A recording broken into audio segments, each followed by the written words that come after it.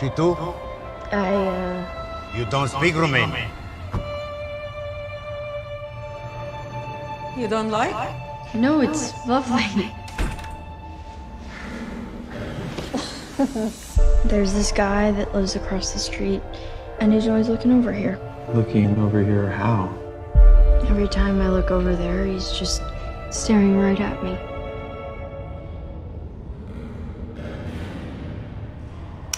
Hello, darling.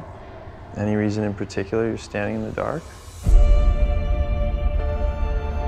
Do you feel like coming in for a drink? Yeah. Have you noticed anyone watching you in your apartment? No. This guy has been watching us since we moved in. Maybe he's staring at the woman who's staring at him.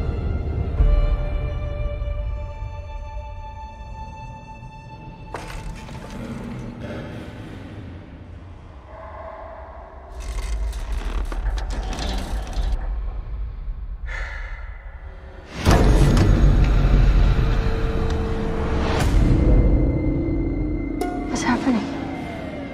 They found a woman murdered in her apartment. They're saying the woman had her head cut off. A man at the movie theater followed me into the supermarket. Followed you? That's him. I need to know for myself that he's been following me. Sometimes I just look at people. Just tell me what you want me to do. I want you to believe me! Sure that you'd see me. I heard screaming from in here, okay? Just open the door, please! Dreaming of a pretty girl looking back at me. But no one has really noticed before.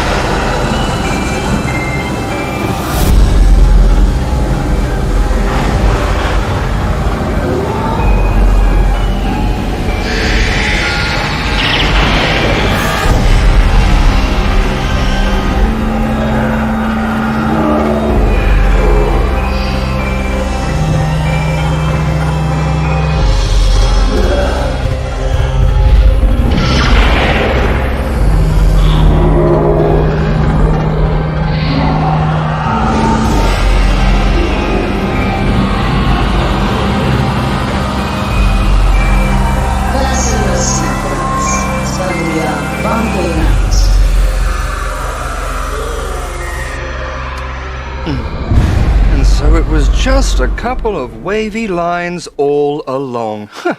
Never would have thought that, would you? Hello, ladies and gentlemen, and welcome to another Thursday night of 7:30 Madness here on YouTube in the Quiz Arena Live. And so welcome, ladies and gentlemen. We hope that you are having a fantastic night. The gremlins haven't got to you just yet early. Fun to be had, to be sure. And of course, I can't do this alone. And so I welcomed along a past guest that you might be familiar with, Mike Lewis. Hello, are you there? Good to see you! Oh, fantastic! It's me. Hello, You're Richard. in there amongst the cold already. Oh, yes, I'm in Melbourne. Sunny Melbourne. Or Of not. course. I mean, it is nice. The state of 1,000 seasons. That's right. I particularly like Ring, which is like a mix of winter and spring. Yeah, no, with the fogginess behind you there, it's got like a little bit of a Silent Hill or the Mist sort of vibe, but we don't want to see what happens in the last scene. No, well, it's already happened, actually. They're all behind the couch. So don't worry. That's it, under the desk. How do you think? It's not a chair I'm sitting on. Dead. Exactly. Beautiful. Welcome so much. And it's so good to see you here. I should have mentioned in our little bit of an intro that you have arrived on rather an opportune night, because now we're in the end game here at QUIZarenaLIVE. We only have a couple of episodes left. And that doesn't mean 2, it means like 4. But still, it means we're getting to the end of the long season 2 that always was and forever will be. So we're glad to have you back here again. It's a privilege and an honor and other exciting, words. Oh, Mr. Cruz, you flatter me. Sorry, we will get on with it. We will. But it's good to see you here, and we're not the only ones here. We also have Rhiannon Elizabeth Irons. Hello, how are you, Rhiannon? Hello, darlings. Welcome back to the madness, everyone. Yay! And it's happening already. Madness ensues at the QUIZarenaLIVE, doesn't it? Of course. If it's not Gremlins. Without madness. Exactly, yes. If it's not Gremlins, it's madness. In the mouth of it, on the top of it, underneath of it, all over, I say. But it's going to be a good night because we've got a whole bunch of stuff in entertainment news, and we've got a whole bunch of games on our Quiz Arena spin wheel, and the return of a new, but a somewhat favourite, at least when it happened. There was a lot of good accolades to it, so it's going to be good to see what comes up on the board tonight. I'm excited. I'm always excited. It's Thursday night. Exactly, yes. Now, I did want to make mention to, of course, our guest, Mike, but on the Instagram, you are known as Affectitious. Is that right? Is that the right pronunciation? That's correct, yes. It's a, what do you call it, like a portmanteau of affectatious and fictitious. So, affectitious. Yeah, affectitious. Very good. Yes, you're affectitious, like an affectation towards the fictitious. Like, exactly. A love for something that never was. I don't know, I took it to a dark place there and I shouldn't be doing that. Yeah, I did want to make mention, that you also have a book out at the moment, don't you? Yes. If you're not aware of it, you do have a book out at the moment. It's called The Flanner and Her. It's by Edmund White, and it's currently overdue. So if you haven't got the information about it yet, now you do. It's about $8.70, I think, in overdue fees. So yes. Can I pay in installments? Yes, you can. Of course you can. We take all, especially superannuation. Oh, good. Yes. That is about the sum total of my superannuation, so I've got that covered. Oh, beautiful. Good stuff. I thought you said some turtle of it, and I thought you were going to give me a turtle as well. You put it in with my crayfish. Well, exactly. You can get a turtle for $8.70. You could try. For $8.70. Yeah, a crayfish maybe, but I don't know about that. If you get a mussel, they're far more expensive. Some people on the internet actually out there have gotten the store-bought lobsters, that you cook to eat and stuff like that, and they've put it into their tank and, taken the elastic bands off, and it's now living, and it's had months and it's shed multiple times. Alive and then just free. They're free, yes, or as much as a caged tank can be, but yeah. It was. Cool. I have a little anecdote about lobsters, if you'd like to hear it. Oh, absolutely, yes. So I was with a previous partner of mine, and so I'm a vegetarian, right? And it was kind of my first time out with her family, and so I think they wanted to make me feel really special. So we went to this restaurant, and it was one of those ones where they have like the lobster and the fish and everything swimming around, and then you go and pick the one that you want. I'll have that one, please. That looks delicious.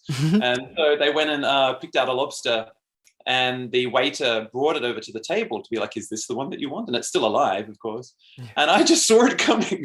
I saw the waiter coming towards me with the lobster, and I was just like, oh my God, that's the one we're going to murder right now. And I flipped out. And it's scarred you ever since. I'm not with that girl anymore. Yeah. Oh dear. Every time you saw her face, you saw the eyes of the lobster, coming out towards you. Just pleading to me, don't do it. Yes. That's it. Oh, it always makes the fights harder, doesn't it? When they've got gigantic claw pincers at you, Yeah. Beautiful. Great stuff. Well, we've got a whole bunch of entertainment news that's out there as well. But I also do want to make a quick mention to some of your music as well that you've got out there. Not just on, I think it's Spotify. We've got SoundCloud as well out there. Oh, yes. So many avenues for listening to music these days. Yeah, absolutely. But for some of the people who haven't seen you on past episodes of QUIZarenaLIVE, give them a little bit of a refresher. What kind of music is it? Well, I'm really glad you asked, Richard, because I, too, wonder this. You know, like I know what it's not. I know I don't do rap. I don't do heavy metal. I don't do jazz. But then Even Eminem now only does rap at Christmas time. Oh, does he? What does he do the rest of the time? Oh, I don't know. It's mainly presents, but Tango. yeah, that's it. Tarantellas. And so it's such a difficult question to answer. I think about your own music, unless you're specifically aiming at a particular genre. You know, like people ask you, "Oh, what kind of music do you make?" And I'm like, "I don't know. Please, tell me the question." No, that's it. It's like asking an actor to plug their own work. It's just like, oh yeah, it's good. I mean, I haven't seen the final cut, but it's good. I believe I'm great. So yeah, that's only the best of cuts. Mwah, chef's cuts. But I did discover recently that there's this genre of music called sad boy music, spelled B-O-I, of course. And I think I'm a sad boy, Richard. And do you know what the real giveaway is? Is that when I thought maybe I'm a sad boy, it made me sad. And I think that's the definition of a sad boy. If someone says to you, "Is your music sad boy?" and that makes you sad, then yes, that's like the final question on the application form for "Is your music sad boy?" Does it make you sad to be a sad boy? Yes, it does. All right, you're in. Join on that psychology test of music, yeah. Is it a sad track? It's a sad track. You're a sad boy. Yeah, that's it. Well, I do have some of the music. We can play it in the background here if you don't mind me showing some of it off. We've also got your SoundCloud here, so you can get out there and check it out. This is Don't Panic. It's not a sad boy track, actually. This one is about an artificial intelligence singing about the end of the world. Oh, wow. And about how technology will take us. I could just floss the ocean. Goodbye. Maybe I the dig fishes it. can swim in an artificial sea. Beautiful. Well, we could listen to that all day because that doesn't sound so sad, boy. That sounds like sort of chill. I like that. No, you picked the non-sad boy song. There's only one. You found it. Well done. That's it. I did my research. I went through before and it was just like, well, he said sad. I'm going to go completely opposite. For comic value, ladies and gentlemen. Oh, you're screwing with me, Richard. I know. Only the best of ribs here. I'll tell you what. I'm going to give you another point just for that. You got it. Hooray. I know, just for laughing along at my terrible comedy. How do I get to 6 points? It's already begun. You already got so many points here just by turning up and being the first to turn up. Wow. Yeah, How many points did my beanie get? Well, that's it. I was going to say, if you're having your hair up in some sort of do, would definitely get you more points here. But all right, you got more. You got 7 points. There you go. Hey, I know already. You're flying ahead. But tonight you're going to be up against the QUIZarena Queen. She is our champion of season 1, and forever since she has been writing the questions for our round 4, or our QUIZarenaLIVE tournament. I know. So you would have seen the sampling of her questions before, and we are working on a new game that's going to be taking over in season 3. Maybe we might even give a sneak peek before that. Now, hang on. Wait, I'm playing against her, but she's written the questions. Yes, no. So the way that this is going to work is anytime you get a question wrong, she gets the point. So it's going to tally out that way. Oh, okay. Yes. I see. All right. Because we're doing a quick ring around to see if there is another person out there that is not being overcome by a taxi at the moment. And I said that like they were being run over. It's more like that they're in a taxi. I don't think that they want to be doing like, the whole influencer. Like they were stuffed and just, dead and now. A taxidermy, so exactly. It'd be very good on the show. That's it. We just have like, like the Nutcracker. We just do it like this. Or it could be a terrible... My ventriloquy skills are terrible, so I've been getting That's it. No, we're waiting to do all the ventriloquism jokes when we have Adam from Ghoul Fiends because he works in a morgue. So I want to make all of the... Exactly, sight gags with that. Exactly. Now, you made that dirty. You made that dirty. Like, or any of you people out there with the dirty mind, you got to save that for Under the Covers, which is going to be happening after this. Yes, you dirty-minded people. Where's his other hand? That's what I wonder. What's that? Usually, it's holding the glass, isn't it? Holding the glass of water, when they do the drinking thing. Now, there's a couple of things I wanted to bring up because you brought up lobsters before, but for those of you who don't know, lobsters are incredible creatures. Not only are the crab-type creature something that most creatures eventually evolve into. If you have enough time left alone, they'll eventually go into a crab. But the lobster will technically can live forever. Obviously, in the same way, everything can live forever. Something eventually will kill it. But because they go through the metamorphosis and shed their most of their shell, they'll constantly be able to grow larger. But because this is happening, they will get infections and things like this. When I worked at the Australian Reptile Park, my sister worked in the spider division and I worked in the snake division. And we would both experience molting of different creatures. And I also have the lizards and snakes as well. So we'd go through a whole bunch of different processes. But we would have a lot of complications with these spiders because they had a different type of carapace and hard exedesis, metamorphosis process. It wasn't all soft and pliable. At least under the water, things can be soft and pliable. But the reason I'm getting that too is the one thing that does end up killing a lobster is the infection or bacterial growth that will end up getting. So something eventually will end up killing it, and that's usually when they have a problem molting, when they're trying to get their shell off and they just can't do it, or they'll get a parasite that'll get in underneath their skin. A lot of the times this happened with the captive funnel webs. But yes, I digress. With a lot of hard shell metamorphosizing creatures. I do yes. have a question, because you said that all creatures gradually evolve into crustaceans. Am I just waiting for my metamorphosis? Yeah, to turn to crab people. I know. Well, that's it. There's I don't think it's smarter every day, but there is a great channel out there, and it was a very long-haired dude who looks like Thor, and he was actually involved in the reincarnation of the Mythbusters that was on YouTube, and I think it was on Discovery, I'm not too sure, but he has a whole series where he discusses this, and he breaks down a lot of that sort of process. So, yeah, like, it's not, we've given ourselves a different type of circumstance so that our evolution is going on a completely different way as wild creatures, or especially creatures like crustaceans that are at the bottom of the ocean, like, the Mariana Trench.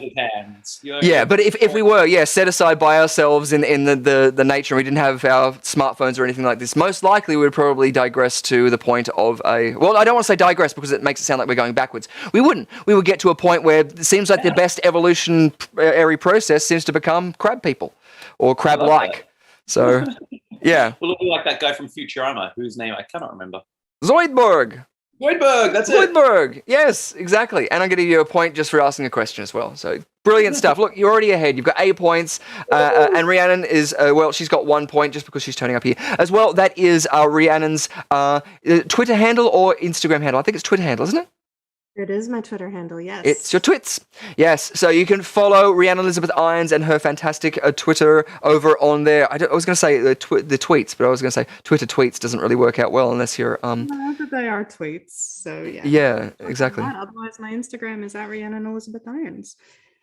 Exactly, that's where I was getting a bit awry. Beautiful, but yeah, it looks like you're going to be having your work cut out for you. It'll be like a little bit of a tester and a refresher course to keep you on your toes as being the Quiz Arena Queen tonight. But I don't think you have anything to worry about. I've seen the questions for our last tournament, and I think that the people out there are going to be hard-pressed to know all of the answers this week. So good luck, everybody out there. Yes, emphasis on good luck. Yes. Yes. Or chukas, as we say in Australia, or merde, as the expression was in France, which actually came from the olden days of trekking horse dung into the theatre. They would say merde because it would be the phalanx of people be trekking more poop into your theatre, so that would be a sign of good luck. And also the saying of break a leg. I did a video actually that's on my YouTube as a short, I think it was, and I go up to the legs in a theatre where if you go up to a fly bar where you have the large ropes that raise and lower the flies in a theatre, they're the big curtains and stuff like that. You'll have a big pole, and that pole is a lever that puts pressure up against the rope that stops the rope. Yep, it literally just clamps it. Yeah, but that is called a leg. Yeah, or it was called a leg, is called a leg. And in the olden days, it used to be called made out of wood because most things were made out of wood. So the reason that they used to say break a leg was because they wanted you to get so many standing ovations that they would have to bounce the curtain, which means the curtain closes, then it goes back up again, and you do a second set of bows, then it comes back down, and then everyone in the audience goes, more, more, and then they bring it up again and you bow again. So the more you bounce the curtain means the more stress that you're putting on that leg. And so if you broke the leg, that was a very good sign that you got a lot of encores, or that you put a lot of stress on having to go up and down. So yeah, the more you know. Sorry about the side tangent there, because that is amazing. No, thank you for sharing that. That's brilliant. You're full of interesting facts. In fact, I was watching one of your shows. I think it was last week or the week before, something like this, and you were talking about dopamine.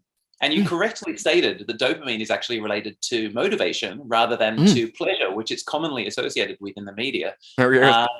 I was really impressed that you knew that, because I didn't think many people do. The only reason I know is because I study psychology, and I'm literally learning about that right now. But kudos to you for beautiful. Thank you very much. I'm so glad. I always do like that sort of stuff. But I really encourage the people to fact check as well, because one of the things I'm having to constantly be aware of is that like every 7 years roughly, our understanding or our growth in science and our research in peer review it grows. So what I might say I learnt 7 years ago might actually have a completely new understanding. I might say that we currently think that most likely given the evidence, the Earth is roughly 4.7 billion years old, but we could tomorrow get new evidence or new peer-reviewed study that either not debunks that, but re-clarifies that, because I have seen other studies to that. But as long as you're not saying it's like 5,000 years or 10,000 years old, I think we're all good. But thank you. I encourage people to fact check me, to tell me when I'm wrong, to get used to the fact of not being wrong, but not being afraid of getting a new understanding with what we like used to know. It's that old adage, if you can't teach an old dog new tricks, it's more that stubborn cognitive dissonance that is the biggest thing. So I love to know that you've got the psychology thing, so we'll definitely have you back, because we'll be pulling on that rope and breaking the legs. Well, if you like, I can tell you how they discovered that dopamine is more related to motivation than pleasure. Please do, yes. So they did a study in rats, and they always have a control group, which is like a group that doesn't have any kind of treatment applied to it. Then they have another group where they essentially increase the amount of dopamine in their brain by whatever mechanism they used. And so what they did was they got that group of rats to eat some of their favorite food.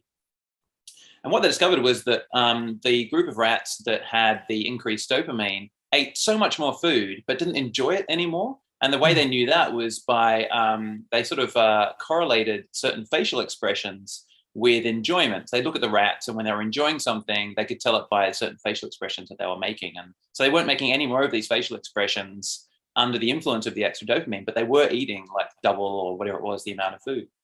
Wow, that's so cool. Anyway. Awesome. Well, points as well. There you go. Another point. Straight off the bat. It's that easy, ladies and gentlemen. Like, look at that. Are you impressed, Rhiannon? I'm impressed. Like, coming here with his facts. Oh, absolutely. Learning is fun. I'm just quoting Cezzy says in the chat right now. Oh, beautiful. I was about to say that we do have a whole bunch of people already before we even got up, and I was dealing with the sound gremlins. Please do let me know if there are any sound issues. If you're having trouble hearing myself, any of the guests, any of the sound effects or stingers.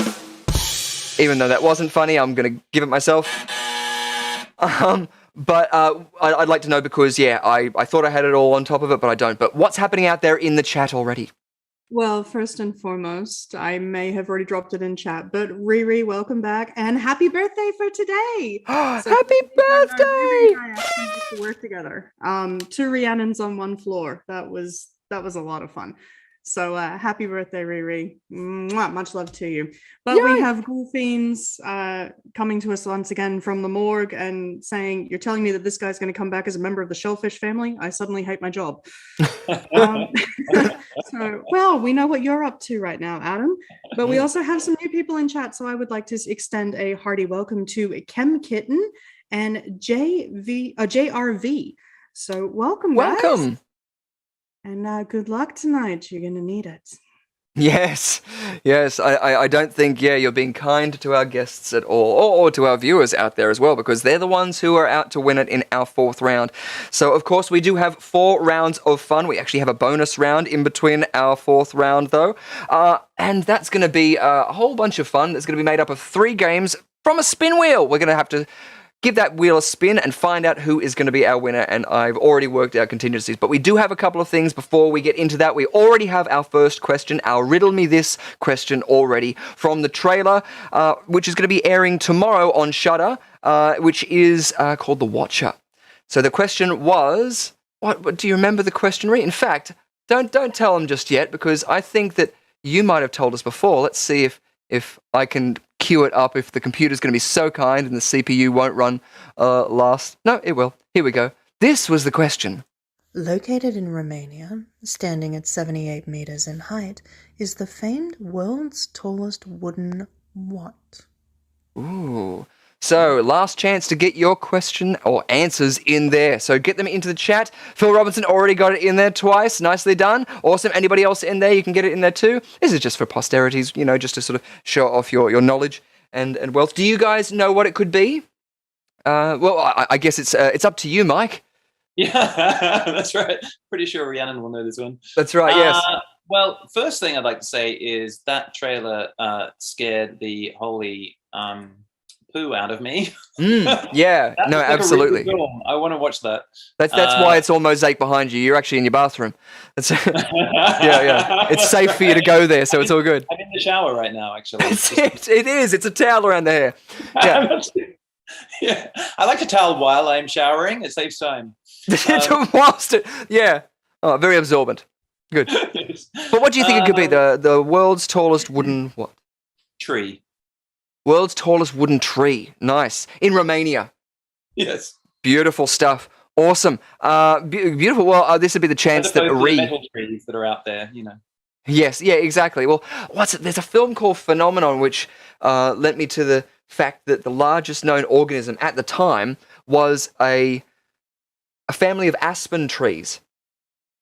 And it was the root system. They were all integrated. And for the reason that my brain is now just going, no, you didn't say the magic word, is I think that might have actually been taken over by either lichen or mushrooms, like fungus. Yeah. Because they found that and they communicate through their roots, don't they? Yeah, but also too that fungus can cover like suburbs. I don't know larger things than suburbs, like massive amounts of area of land that you wouldn't consider it to be like a whole mushroom going like this is a mushroom root. I assume it would be like the fungal little spidery drivets that are going out there. Oh, another fun word. What was it? Sentext. That's not a real word, but I mistyped that before and I was like, no, that was a good typo. A pat on the back for me. Anyway, this will be the chance for Ree to get a point. Sorry, what did you say, Mike? What was the word you said just now? Drivets, was it? Drivets. Yes. I imagine someone driveling rivets. Yes, exactly. Yeah. That's how the Titanic was put together, kids. That's why it fell apart. Yeah. No, we could go into a whole side tangent about the riveting system of the Titanic and like the reason why you would hire kids. Sorry? I think it would be riveting. I'm sorry. Yes. Points. Well, and the chance at losing a point or winning a point, Rhiannon Elizabeth Irons, what is the answer to the question? Well, what is it? The world's tallest wooden what? It's a church.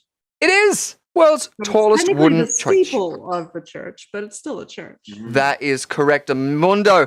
The Panta Peri Monastery. It's located in the heart of La Vida Dendrological Park, and it was built in 1997, yes, using 400 cubic meters of oak wood and built by Father Parish Georgi Lutai. I'm probably butchering all of these names. I know, right? Yeah, and according to the plans to the architect Durel Kordos, and its maximum height is 78 meters high. So, yeah, there you go. The more you know. When I first saw that, I didn't see the bottom part of the question. I just saw the top part. It was something like, in Romania, this thing is 78 meters. And I thought they were talking about the woman in the trailer. I was thinking, she's 78 meters tall. That's it. That's why I didn't say the width. Because, yeah, it's like one of my favorite things is whenever I do bouncing stilt work, people will say like, wait, because they'll go and get a family member or a camera or something like this. And I love taking things the wrong way. So I'll just turn around and say, it's impolite to ask someone their weight, just because there's this brain fart moment where they have to go, wait, what? Oh, haha. Yes. I yeah. know. Again, little pats on the back. Yeah. Yes. But of course, Ree got the point for that. So yes, unfortunately, that's it all. You did not get that one. But, well. You're here having fun, aren't you? That's it. That's it. Exactly. Good. I Well, just before man, not the points. No, that's it. I thought I would just have an explanation of this because one of the characters I do is a bouncing kangaroo. And so I thought that I would just show you what that is because it's hard to explain.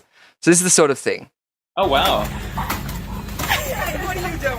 Where does he being rude? Yeah, how rude? How about this rude? This rude. No. Oh, not that rude. Well, anyway, So yeah, that was at the Cultural Spectacular. So yeah, it's a bit of fun. It's a bit up and down. Yeah. It's highly sprung. I'm making it rain with all the puns and the punners. I know. Yeah, you gotta do it. Great. So actually, well, that's probably a perfect segue into some little in-house advertising because I do want to make some of the mentions because we do have the link to your SoundCloud down in the video description, but we've also got the links not only to our bio link, which is just over here that you can see all of our fancy things over here, which is all fun and good, but we also have, what else do we have? We've also got a Streamlabs link, which is new, ladies and gentlemen. I think you guys out there, especially if you're engaging in the chat, might actually be interested to find out what's going on there. Because not only can you engage with the chat real time, but you can find out the points. That's right, points on the leaderboard that you guys in chat have already accrued. So if I jump on over here, you can also see past episodes in the live stream when it's going out there. You can see merchandise and get a nice love heart mug. Also just the exclusive games, but over here, the Cloudbot loyalty. You can see names of all you fantastic people out there that have been playing along week by week. Now, it has only started last week, so that's why the points might be a little bit askew, but you can keep track of what your points are there, and very shortly, you'll be able to spend those points to the screen directly to your left, which you'll see the command zone, which has a whole bunch of commands that I haven't enabled just yet, but the one that we do have enabled is hug. Oh, and it's 0 cost points. So you can do that now. All you need to do is type in !hug and then the person's name. So you can hug any of the people out there for absolutely free. And then it will put up a little response saying such and such hugs target's name and a little smiley face or a heart or something like that. I don't know. I've never done that yet. But there are a whole bunch of other things. You can do heists. Oh, the only other thing that I have teed up as well is back here. You saw it last week for the first time. It's our Magic 8-Ball. So you can ask the Magic 8-Ball a question. I don't know how it's going to work. It's new, even to Streamlabs, but you can check that out there. So the link to the Streamlabs website is in our video description. If you look at it in the title, it'll say Streamlabs somewhere. It might take you straight to the tips page, but then just click on the title or on the menu and go to home, and that'll take you back to these goodies back there, which, yeah, it's got a whole bunch of different stuff over there, and like I said, you can engage real time with it. But whilst we've got the Magic Ball up now, Mike, do you want to ask the Magic 8-Ball a question? Yes. Who is my real mother? So what was it? Who is my real mother? Awesome, here we go. This was, of course, made by Mike's mother. It says concentrate and ask again. Oh, okay. Well, I don't know if we should beckon that with another question. Do you want to ask a different question or the same question? It's up to you. Sure. Okay. What will this week's lotto numbers be? Oh, good. That's a good question. If it comes up as 8, I think that'll be wrote. Outlook good. Okay. Yay. I'm trying to work out how to make that something that's logical. Check your email. If you've got an Outlook, Hotmail account, check Outlook. Yeah, that's it. Maybe that's it. It's ambiguous that way too. Through Outlook. Yes, I like that. Exactly. Outlook looks good. So either that or the 8-Ball is sponsored by Outlook. I'm not sure. That's it, yes. Yeah, which now I think has changed to Xbox. The little logo has done that, and so that keeps happening to me, and I haven't got an Xbox, so it keeps going like that, and I'm all jolted around there. But Phil Robertson's come to your aid. He's given you the lotto numbers for this week. Phil. Oh, fantastic. If those post them publicly, Phil, like everyone. I know. We're not publicly, don't gamble responsibly. But it would be amazing, wouldn't it? If everyone wins that. Actually, it wouldn't, because if 5 billion people, that's it, end up winning it. I mean, it means you get $2 each. But if you get $2, maybe you'll have a game of 2-up, but only on one day of a year. That was actually going into the game. We had the spin wheel and the flip of the coin and all that sort of stuff. I wanted to have the game of 2-up, and I wanted to do it, but I was just no, that's going to be just dicing with the the censor gods way too much. But whilst I do have the 8-Ball out, Rhiannon, would you like to ask the 8-Ball a question? Well, Actually, yes, you know what? I would. And simply because Ghoulfiends did pop it into the chat a little bit earlier. Magic 8 Ball. Will Adam be sent to Bundaberg? Ooh, hoping he meets the beer factory. Yeah, I certainly hope so. My reply is no. Ooh. Oh, I forgot the question. Oh, that's right, Bundaberg. No, my brain's doing a brain fart because I'm more annoyed that it didn't. I assumed it would just shake when you sent that in, Ghoulfiend. So, harumph.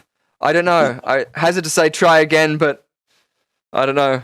Be it on you. Points. Direct answer that time, like it wasn't so ambiguous. That's it.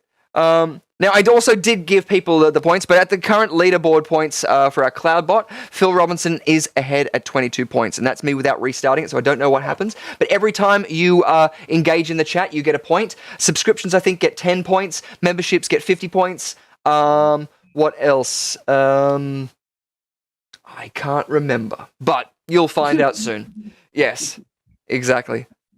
If you can remember what gives you points, you will get points. Yeah, that's it. Points. I'll give you another point. There you go. I feel like now I should just be giving Rhiannon double points if you get a question wrong. So I've said it now. It's happening. I've realized that if I just keep talking and we never actually get to the questions, then I will win because you keep giving me points just for saying things. That's a good point. Yeah. Usually I try and even it out by going back and forth, but I can't. But I will give Rhiannon a point too because there are some interesting things happening in entertainment news. So why don't we go to our news segment with Rhiannon for entertainment news?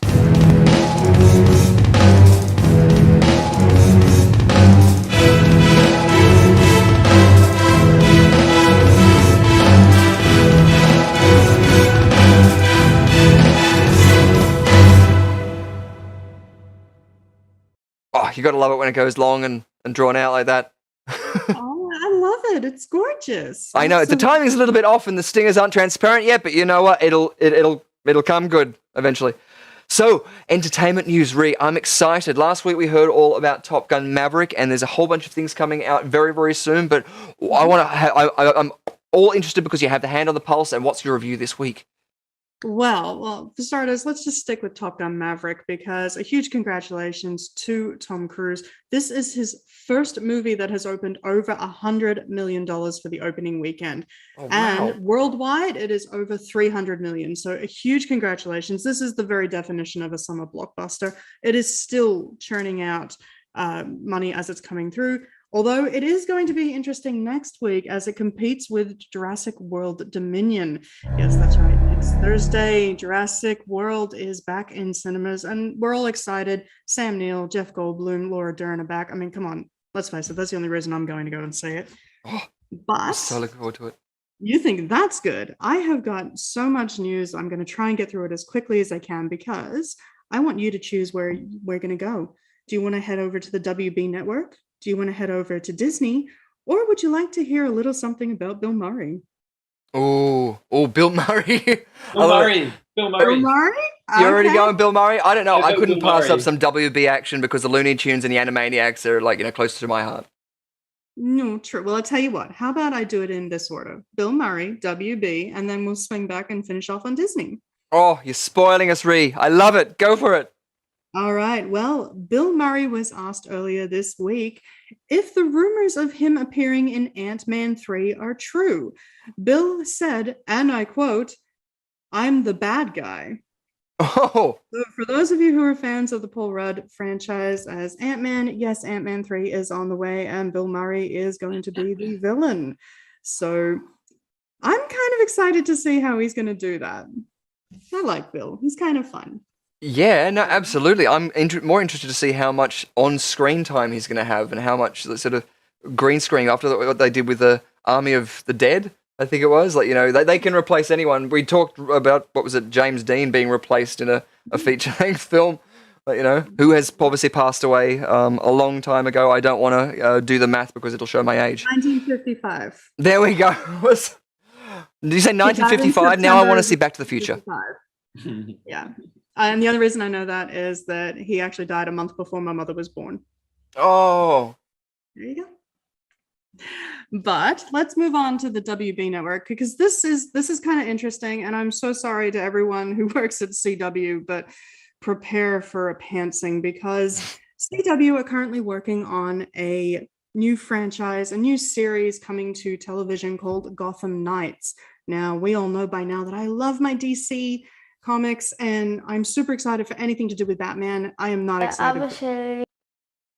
Batman is dead, and Gotham Knights is to follow basically people who are trying to fill his footsteps. Now, the problem that I have is, number one, Misha Collins from Supernatural fame will be starring in this as Harvey Dent. No mention of whether or not he's going to be Two-Face, but it just says Harvey Dent. So I'm thinking district attorney as opposed to, you know, psychopath with a coin flip. But the thing that's really annoying me the most is when you think Gotham Knights, you tend to think of the quote unquote adopted sons that Batman had. So Dick Grayson, Jason Todd, you know, those characters that came in, you know, Barbara Gordon, things like that, Batgirl, Nightwing, Robin. No, they're creating brand new characters, trying to create a brand new lore. And to be honest, the trailer so far has been met with heavy criticism for that route. I'm trying to reserve judgment until I actually sit down and watch it, but it is not looking good. And I'm sorry, guys, don't mix with lore that has done so well since the 1940s, since the 1930s, actually. So yeah, it's kind of a mixed bag. I'm somewhat intrigued. I mean, I'm a big fan of Gotham, like the TV show Gotham. I was a huge fan of that, despite them changing some of the lore for certain characters. Robin Lord Taylor as Penguin was just superb. And fun fact, Paul Rubens, who played Penguin's father in Batman Returns, also played Penguin's father in Gotham. Paul Rubens, of course, is best known for playing Pee Wee Herman. Wow. But changing the lores for Gotham was fine because they still stayed within the realm of what those characters were up to. Completely disregarding Batman's allies in Nightwing and Robin and these sorts of characters, it's going to be very interesting to see what they do. I can't say that I'm looking forward to it, but I will go into it with an open mind, and who knows, it may surprise me. But at this stage, it's not looking good for the CW network in that. And there is a lot of rumors that it may not even make it out of season 1. So we will see. Oh, well, I'm kind of looking forward to it because, again, as you said, like, you know, when Gotham came out, I had the same sort of trepidation. But what they did with some of those characters really intrigued me. And also some of the performers in there, too, just sort of kept me hanging on. I know from Firefly. Yeah, that's it. Was absolutely superb in that. And yeah, Robin Lord Taylor, I think, definitely won me over as. Oh, yeah. But yeah, it's going to be interesting to see how they go. I mean, creating new characters in a franchise as old as the Batman franchise is nothing really that new. But to completely disregard everything that's coming before, and the fact that there is currently a Gotham Knights video game in the works by WB Montreal. Oh, cool. Which does feature Nightwing and Red Hood, Robin, and Batgirl as fighting to save Gotham because Bats is no longer there, thanks to the events of Arkham Knight. So it's going to be interesting to see how well this teams up. Absolutely, yeah, totally. I'm looking forward to seeing what they can do with the world, the characters, the new take, everything. It'll be very, very interesting to see out there. But is there more news? I'm at the bit. Of course. Let's skip over to Disney, shall we? We'll end on a little light and fluffy note, because I might have dropped a little something for you earlier in the week, Richard, when I told you that, well, across my desk on Monday, but National Treasure 3 is now in the works with Nicolas Cage. It looks like our beloved treasure hunter is back, and I'm super excited to see what's going to happen there. Nick apparently did sign on the dotted line earlier this week, so it is a go-ahead for the Disney franchise. And that's not all, because Disney did drop a live-action trailer for Pinocchio earlier this week. Pinocchio stars Tom Hanks as Geppetto, Joseph Gordon-Levitt as Jiminy Cricket, and Luke Evans returns to the live-action Disney franchises as the evil coachman. This will make the second time that Luke has appeared in a Disney live-action movie. Of course, he was Gaston in Beauty and the Beast, which means, again, he is playing another villain. So mad props to the Welshman for taking over that. Wow. But it is also directed by Robert Zemeckis. Of course, we know from Back to the Future and, you know, Who Framed Roger Rabbit. So it's going to be very interesting to see what kind of Easter eggs is going to appear in this. There's a lot of interesting casting, and I've got to say, I'm not one for live actions. You know full well I prefer my straight up animation, but this looks enjoyable.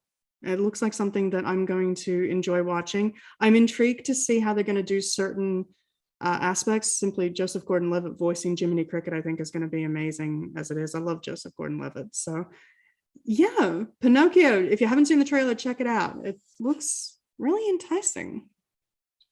Very cool. Yes, no, I'm intrigued to see it. I was trying to bring it up in the background just then, but in between that and I was trying to catch up with you with National Treasure 2 because that's one's close to my heart, and also to anything with Nicolas Cage in it, I'd love to see. Yeah, I mean, Nick Cage, he's had a massive resurgence lately, not just for Disney or things like that, but he's been doing exceedingly well within the horror genre as well. So I am really intrigued by how well he's been going and what he's up to. I love the fact that he's back. So well done. Absolutely.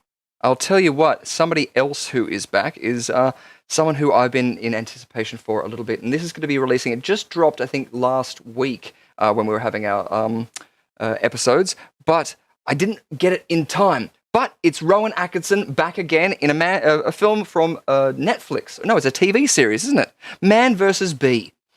Mm-hmm. So yeah, I'm really intrigued for this one because this one looks like it has a whole bunch of slapstick in it. He did an old documentary which is all about slapstick and visual comedy, and this seems like it's perfect along that Mouse Hunt sort of vibe. You know, the film with Nathan Lane. So I think it's the perfect outlet that's not like Johnny English. Those gimmicks have been done. You know, this gimmick happy to do over and over again. Are you a Rowan Atkinson fan? I love him, and you know what? He is one of the sweetest people in the world. Absolutely. Of course, he was in Scooby-Doo. Oh, of course, yes. And who else was in Scooby-Doo, huh? Quite. You just want me to do my Daphne voice, don't you? Yeah, don't want you to do your Scooby voice. Jeepers! Hey, nicely done. No, he is absolutely amazing. I'm looking forward to seeing what he does. Like, Rowan Atkinson's just one of those people that continually surprises you. I mean, I think the first time I ever heard him speak was when he was Zazu in The Lion King. So most of the time I only knew him as Mr. Bean. And he's phenomenal. Absolutely phenomenal. He's just a master of physical comedy, isn't he? I remember hearing him talking about when they were, I think, designing Mr. Bean. And they wanted it to be as accessible as possible to people who don't necessarily speak English, like to be internationally and multiculturally accessible. And so that's why there's basically no dialogue. And it's just genius. Oh, no, he's brilliant. Absolutely brilliant. And it's so good to see him back again. That's why I was just like surprised to see it there. And I was like, no, it couldn't be. But yeah, standalone film. And what about Mouse Hunt? Have you seen that one? No. No. Sure. No, go for it, Mike. I haven't seen Mouse Hunt. I'm so sorry. That's all right. It's not blasphemy at all. But it's another film along that same sort of vibe that has a lot of that sort of slapstick and fun and old school comedy. I don't know. I was even a fan of, what was it, the Three Stooges when that came out. You know, it was silly and stupid, but what were you expecting going in to see the Three Stooges? Like, you know, it's not something you want to go in and see highbrow comedy. No, it's three guys hitting each other, right? That's it, and slapping each other and swings and all this sort of stuff.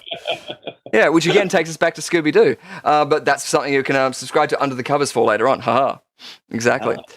Beautiful. Well, we've got a whole bunch of things going on in the background as well as up here tonight because we've got games to be played and joy to be ensuing as well. So why don't we jump on into it? Yeah? I love it. You're already ready for it. I'll give you another point, but you're already on 11. Oh, actually, there was mention out there, which before it was cancelled in the 1960s Adam West Batman, they were going to get someone to play Two-Face. Does anyone know? There's a certain name. It's a Hollywood star. Who that was? Rhiannon, hold back a bit because you probably know this. I know it because I wrote the question. Oh, did you? Is this in tonight's? No, but it was one of my past ones. Oh, it was one of the past questions. Good stuff. Awesome. Because I heard it again recently and I was just like, oh, good segue. So, before it was cancelled, yes, which star was touted to be in the role or was going to play the role of Harvey Dent or Two-Face. This is in the Adam West Batman. Do you know Mike? Or does any people out there in the... No, but I'm seeing some answers in the chat there, which are pretty interesting. Nice. I just saw one pop up there. William Shatner? Could that be true? Ooh, maybe. Another one saying Eastwood. I can't see Clint Eastwood. Awesome. Well, we'll have to get you to lock one in eventually. Because, of course, the people out there in the chat, they are out there to help or hinder you. So who knows? They might be saying things that are going to be right on the money, or it also might be saying things to throw you off. That's sort of like a little safeguard too, that they have the chance of sort of like, getting it wrong as well, and they're not going to lose face. Someone suggested Paul Rubens now, but I think that might be a ruse. Yeah, maybe. Awesome. Well, I think we've given enough time for a point. Rhiannon, what is the answer? It was, according to Scott Eastwood, it was his father, Clint. Whoa! Clint Eastwood! But I'm going to take your first answer as William Shatner, so I'm going to say, Bree got the points. Bam! Just like that. Awesome work. I just think that would be really interesting. Yeah. But, I think it'd be awesome. Well, even Vincent Price played Eggman on it because, he was fine with, taking the mickey out of himself. So I thought that was, perfect for it. Clint Eastwood doesn't strike me as someone who would want to take the mickey out of himself. He seems very serious. Yeah, I think he seems that way, but I feel like he'd be an easy person to work with. His films seem, very methodical, but... everything you hear about in the reviews and the marketing for it, he seems like a really lovely guy. So, okay. Yeah, I'd work with him. Exactly. Sure, me too. Exactly. Beautiful. But we did also have someone out there in the chat mentioning an unboxing because you have been very busy out there on the Instagrams, Rhiannon. Is there an unboxing video that you would like to be mentioning right now? Well, yes, I have been a little busy when it comes to Instagram, particularly in the last few months. So I have kind of partnered a little with an incredible company from Lithuania called Burger. Now, Burger have been absolutely fabulous. And you know what? This is so good. I'm actually going to ditch my background for a few moments. So sorry, guys, you're going to see my kitchen because I have to show off the incredible products that Burger do have. Starting with, ta-da! This little gem here that they've actually sent me for review. I haven't opened it yet, so I'm intrigued to see it, but it is a phone power bank. These guys do incredible custom work, and I will actually show off my phone soon enough. But here we go. So, ta-da! Look, it's so shiny and pretty. Oh, that was so girly, even for me. But yes, here we go, a phone power bank you can actually pick up, and it's got quite the heavy casing. I don't know if you can hear it, but yeah. These guys decided to team up with me after I gave a review of their phone cases because, well, let's face it, I get a lot of unsolicited photos in social media, and I do not like it, especially when some of them come from my ex-boyfriends. So my brand new phone kind of went flying across a room upon receiving one of these photos. And I'm proud to say that with this new Burger case, it was not damaged in the slightest. So not only do I have one phone case on my phone, which you guys can see here, and it is customized. It's actually got my nickname on it. So there you go. Haha. This here is the Emerald Lake, if you want to know. But I also managed to pick up just a few others. Just a few. They have some incredible deals going, but these are all tough cases. And trust me, I've got tiles in my house. I've dropped my phone on them more times than I care to admit. My phone is in perfect condition. So Burger, fantastic products. And I do actually have another package on the way from them. So when I get it, Richard, me unboxing video. Woo! Awesome. Always love to do that. What was it? When we did the sign for this one, it was a festivus occasion. I electrocuted myself many times. So as long as you keep me away from the box cutter and you make sure to cut away from you, not towards you, then or remind me to do that at least, then all things will be good. Is I'm gonna hold the knife and you're gonna sit there and look pretty. Oh, good. And you're gonna run at me at full charge. No, are you kidding? I kind of want you alive, especially as in 2 weeks. I'm going to be there with you. Ooh, yes, of course. Well, we do want to give a big thanks to Burger as well for that little unboxing video that you could do there. We'll hopefully see the new ones coming in the future. Woo! Awesome. Yeah.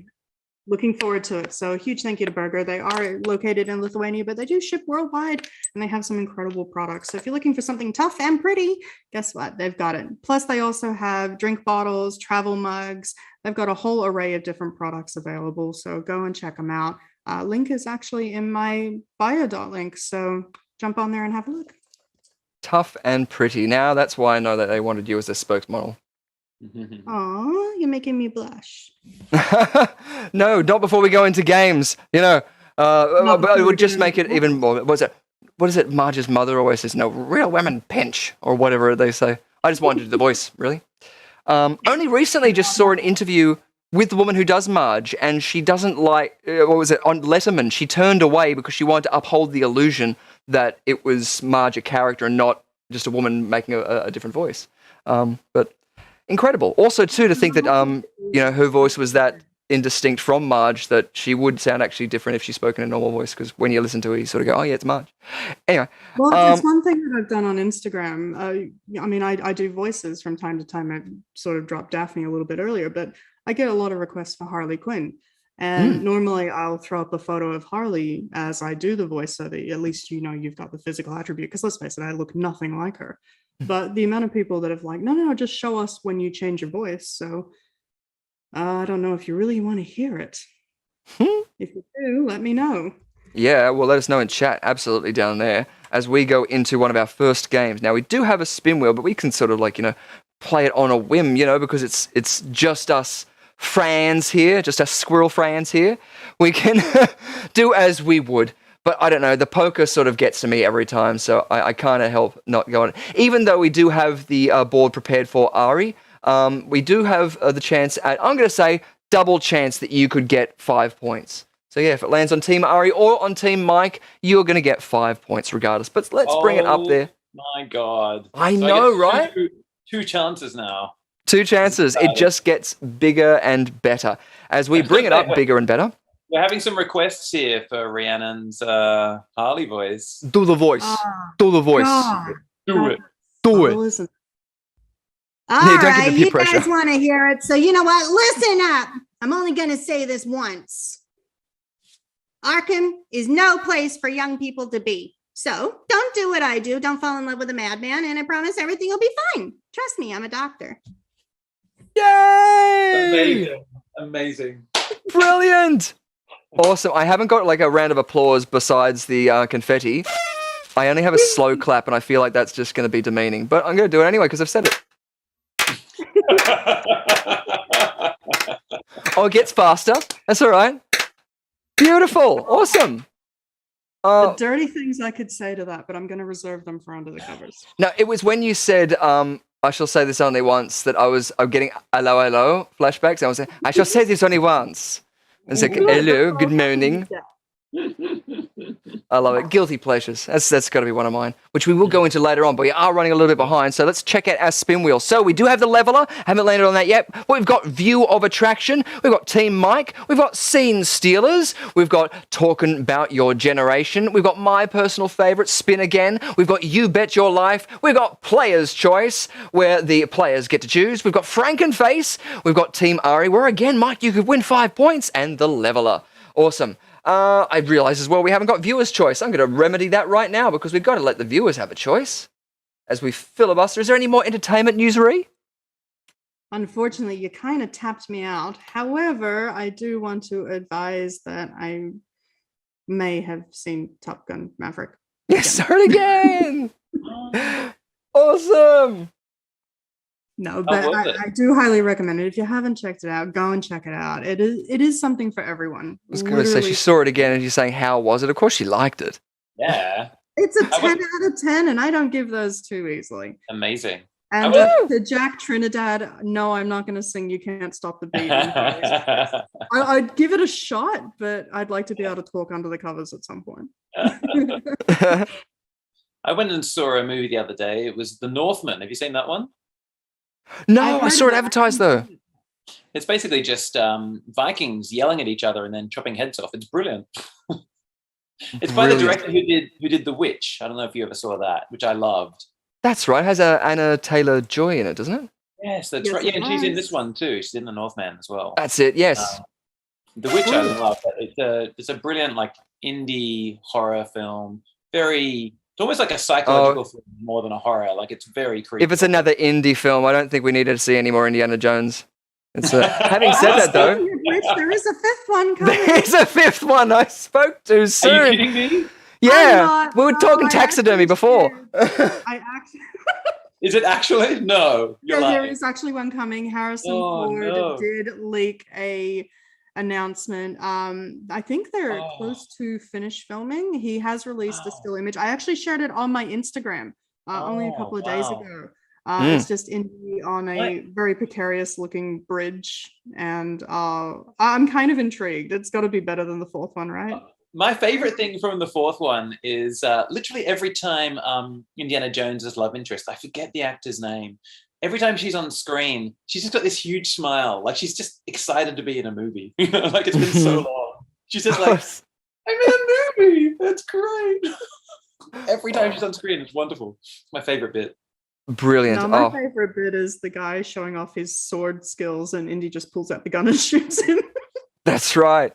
Which was supposedly a day he had a hangover. That was an improvisation, wasn't it? He was actually really sick. He had a massive temperature, and he was just like, I'm done with this shot. Bang. Yeah. It in. So there you go. Ad-libbing. It does pay off every once in a while. And that leaves you with the greatest night in entertainment history.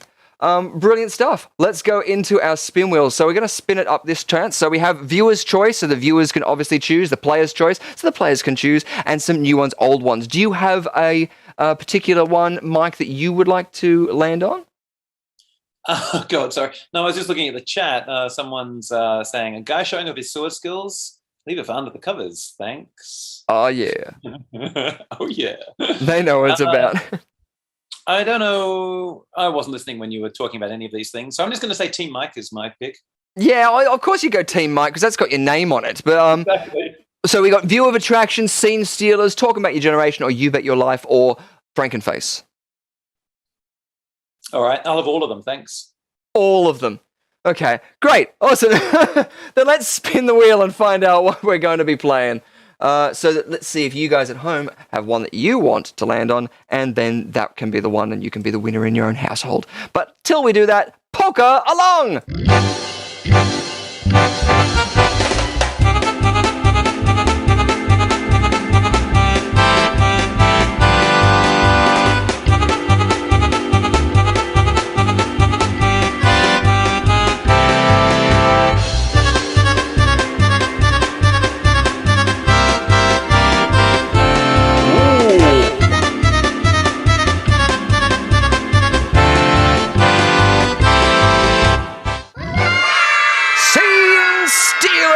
It is fantastic. So this is one, I know, from the early days. Yeah, already Jack Trinidad wants to see what this game is, and so it's a good thing that it came up, because now you can play it along. This is basically going to be, we're going to get some lines of dialogue from a famous film. One of us will have to read it out, and we're going to do a round robin, because there's 3 of us, and there's 5 choices, and you have the chance of getting them all the points. Any ones you get wrong will be going to Rhiannon. But yeah, read out the line, what the film, what the character, and what the actor. Awesome. And what? I know, right? What in the what? As we go into the game, which is going to be the one that I'm going to bring up, that I, of course, remembered was Scene Stealers, and I forgot to queue it up, but here it is now.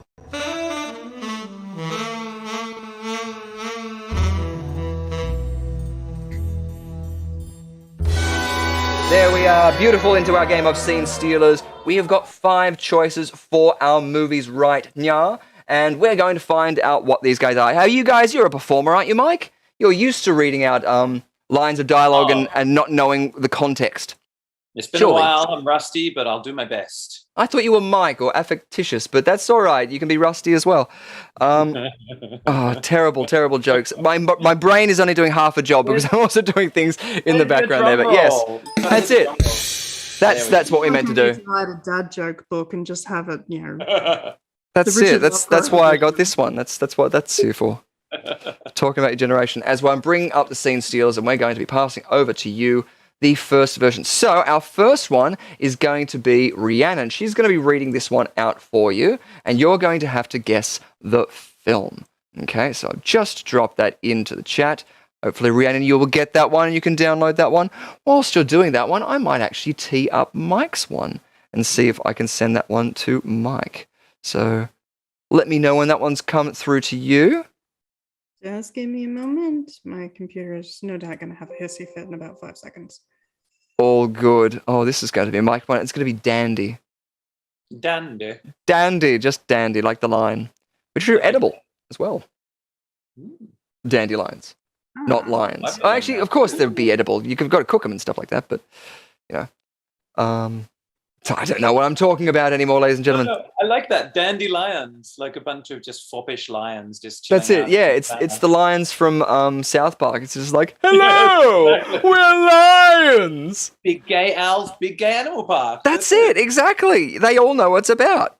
Beautiful stuff. So you guys should have each gotten one of those lines, and so we want to see your best acting chops, your prowess at delivering these lines, because you do want to get them, okay? But of course, you're going to have to guess what all of them are.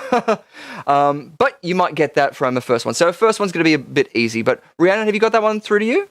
I certainly do. Great stuff. Whenever you're ready, you can read out our first line of dialogue. Do I feel lucky?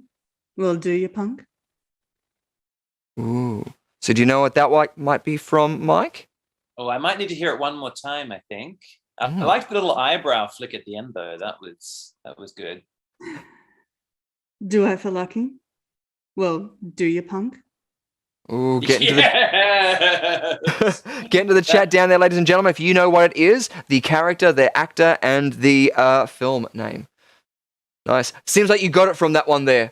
Had a good response from it, Mike. Oh yes, that little eyebrow raise at the end there. That just got me in my happy place. I like that a lot. Under the covers, darling. I know. Yeah, we're getting Jack Tunodad and Susihara might be helping you along there. Yeah, I'm seeing some responses in the chat there. Some people have got it.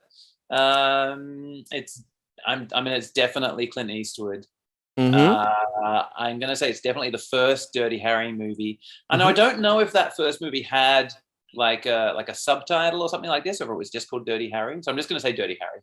Nice. Awesome. Yes, it was Dirty Harry. Nice. Beautiful stuff. I wasn't going to get all picky about the title with it. You got the right sort of thing. And what was the character's name? I've given you a point each for what you've given me already, but it's the character's name now we're after. Let's have the line of dialogue from Rhiannon one more time, as people in the chat there might remember. Do I feel lucky? Well, do you, punk? Not feeling too lucky after Kevin has just reminded me to call him Kevin. So sorry, mate. I'll call you Kevin. Well, I mean, the movie is called Dirty Harry, so I'm going to assume that the character is also called Harry, possibly Dirty Harry. I don't know. Oh, someone in the chat has got it. Yeah? Okay. I'm not going to cheat. I'm not going to cheat? Dirty Harry. I'm going to go with my first answer. You know, they might be right. I think go for it. It's all for you tonight. Oh, all right. You know what? You're right. Exactly. Everyone here. It's all for you, Damien. Let's do it. Harry Callahan. Bam! I think you got it right. Yes! Nicely done. Points. And there you go. One more point for that one. Beautiful stuff. Already, just like that, ladies and gentlemen, that's how it's played. Woo! I have to correct you there, though. It's do you feel lucky? Not do I feel lucky. He's asking the guy, do you feel lucky? You're right. You're right. I blame Granada.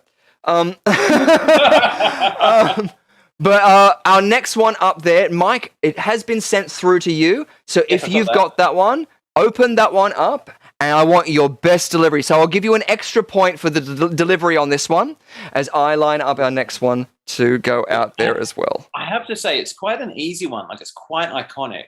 So I'm thinking maybe I'll deliver it in the Dirty Harry voice rather than in the original voice from the film, just to make it a little bit trickier. Okay, just to make it trickier, even though you're the one who's setting the bar because you're going, oh, it's pretty easy, I might get it. I like it. At least you're being honest. For me. It's a good diplomatic way of going about it, revealing all your cards. Awesome. Beautiful. I'm going to do it in the Dirty Harry voice first, and then if it's too hard, I'll do it in the original voice. So here we go. Lions and tigers and bears. Oh my. Oh, that awesome. Let's see. Can you do it again? Again. Tigers and bears. Oh my. That was eerily good. Bears. Oh my. That's it. Yes, that's what it originally Lions and tigers and bears. Oh my. I don't know. I just felt like I had to do the complete opposite. I didn't know what that was. Get out there in the chat if you know what the film was. Riri's already getting to it. So what are we looking for? We're looking for the film name, the character name, and the actor. Oh my gosh. Lions and tigers and bears. Oh my. Oh, do you want me just to go for it, or do you want me to wait a little bit? Oh, Jack Trinidad, well done. I love your answer. Yes! Jumanji. Oh, yeah. All the other times that it's been said in film history. That would be great. Well. Is it said in Jumanji? No, actually, it's not. Oh. But this one was Dorothy Gale, played by Judy Garland in The Wizard of Oz. Yay! Nicely done. Is that her actual surname, Gale? Mm-hmm. Yeah, Dorothy Gale. That's beautiful. Like, how wonderful is that? Because she gets caught up in a hurricane, and so Tornado, yeah. That's it. It's poetic justice. That's how it works, isn't it? Beautiful stuff. Did you know, though, when they open the door, as she's stepping out of like the sepia kind of coloring and moving into actual color, they had a body double originally open the door, and then Judy Garland would step through because they had actually painted the clothes so that they would show up on camera as being the brownie colors. Oh, of course. Like when they did, was it the Munsters or Addams Family? And they painted them like all like really vibrant colors. Like the whole set was bright pink because it was going to pop in the right way for it to be black and white. It's really, really interesting. Wow. Yeah. Awesome. Well, just so that we are going to go back into it too. Yes, you were right. Lions and tigers and bears. Oh my. Correct. Points to everybody else out there. Now this one is up for my delivery. Okay, so now I have to deliver it to you guys, and you have to guess what it is. Mainly, Mike, you have to guess what it is. So again, we're looking for the film, we're looking for the character name, and we're looking for the actor. And I just realized what it is. So here we go. This one time at band camp. Terrible. That wasn't an American accent. I'm sorry to all the Americans out there. I feel like I've offended you. I'm not going to go into one now because it's like going to do this. I'll do it in a Scottish accent. There you go. That'll throw you off. This one time at band camp, hooey! And now I'm offended we can't go to Scotland. Great. This great. one time at band camp? Yeah. Yeah, you just want to say all the lines, don't you? Uh-huh. I think the Scottish accent gave it away, so I'm thinking that was Train Spotting. Train Spotting? Damn good film, though. Whew. Yeah. You and McGregor. Yeah, the toilet scene. Yeah. If anything, yeah, it'll turn you off. Like, same as Requiem for a Dream. It's those sort of things. They're moral films. Good. So getting out there in the chat, if you know the film, the character, and the actor. And then this one time, at band camp. I think some people are playing shenanigans here in the chat. We've got someone saying Clueless, Alicia Silverstone. Well, they've been instructed to help or hinder. I see. It's working all right. I like it. I love it when a plan comes together. So what are you thinking? What's the film, the actor, and the character's name? Look, I think there may have been a flute involved. There might have been. I want to give you a point for that. It's definitely was that American Pie? Is that what it's called? Yes, American Pie. I don't know the actor's name. I know she was in Buffy. I know she played Willow in Buffy, if that helps. If that gets me points. I'm all about the points, please. You said Alison Hannigan, didn't you? Oh, yes, Alison Hannigan. That's it. That's what I said. Well, you didn't say, I put my foot in there, so you got the point. There you go. And the character's name, God, I wish I could remember that, because that's that beautiful scene later in the movie where she's like, say my name. Yes. Say my name. You remember the flute, but not the character who Not the used name. the I flute. think it was like- Played the flute under the covers. Michelle or Melissa? Was it Michelle? Oh, okay. Oh, no, we had it before. Michelle, but gonna need the full name. Oh, And you know You're a what? tough man, I'm Richard. down for compliments. You can say nice things to me or Rhiannon or anybody. you're like a pair of cheekbones on legs. Thank you. I guess.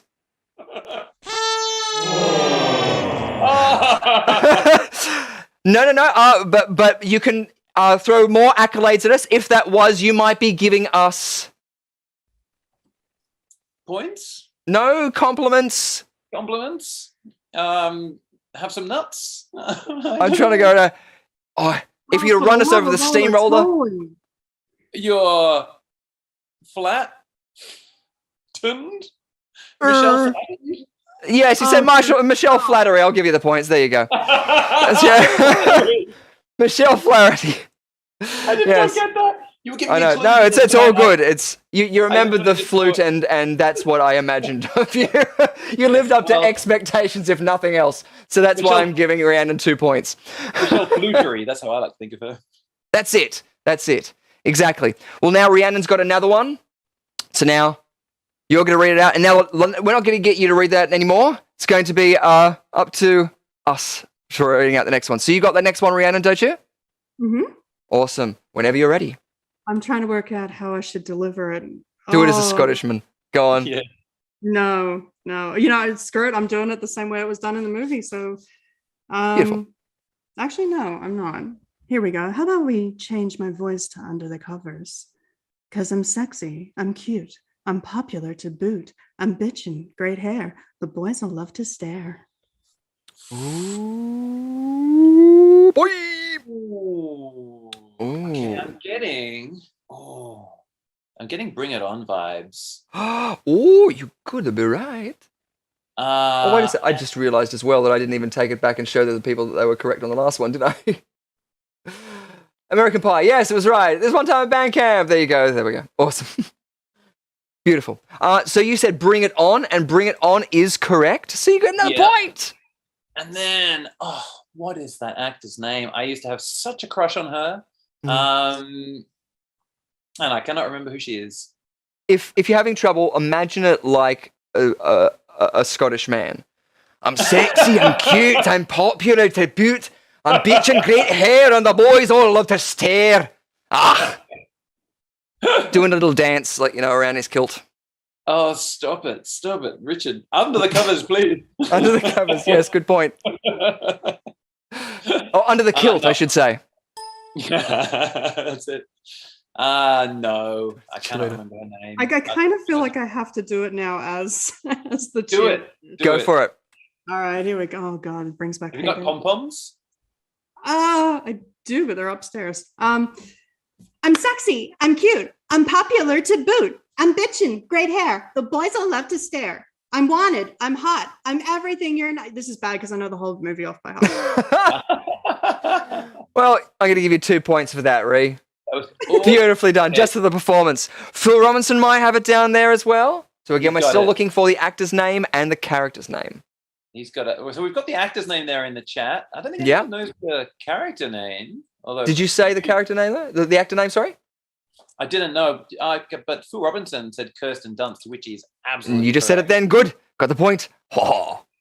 The character name, though, who knows what that character was? I called? do. Yeah. Remember, flattery might get you the points. Well, that's right. The reason I'm going here is so I can find out what the answer is as well. Of course. Now I know what it is, and I'm trying to think of dating terms that I can give you hints with, but I don't.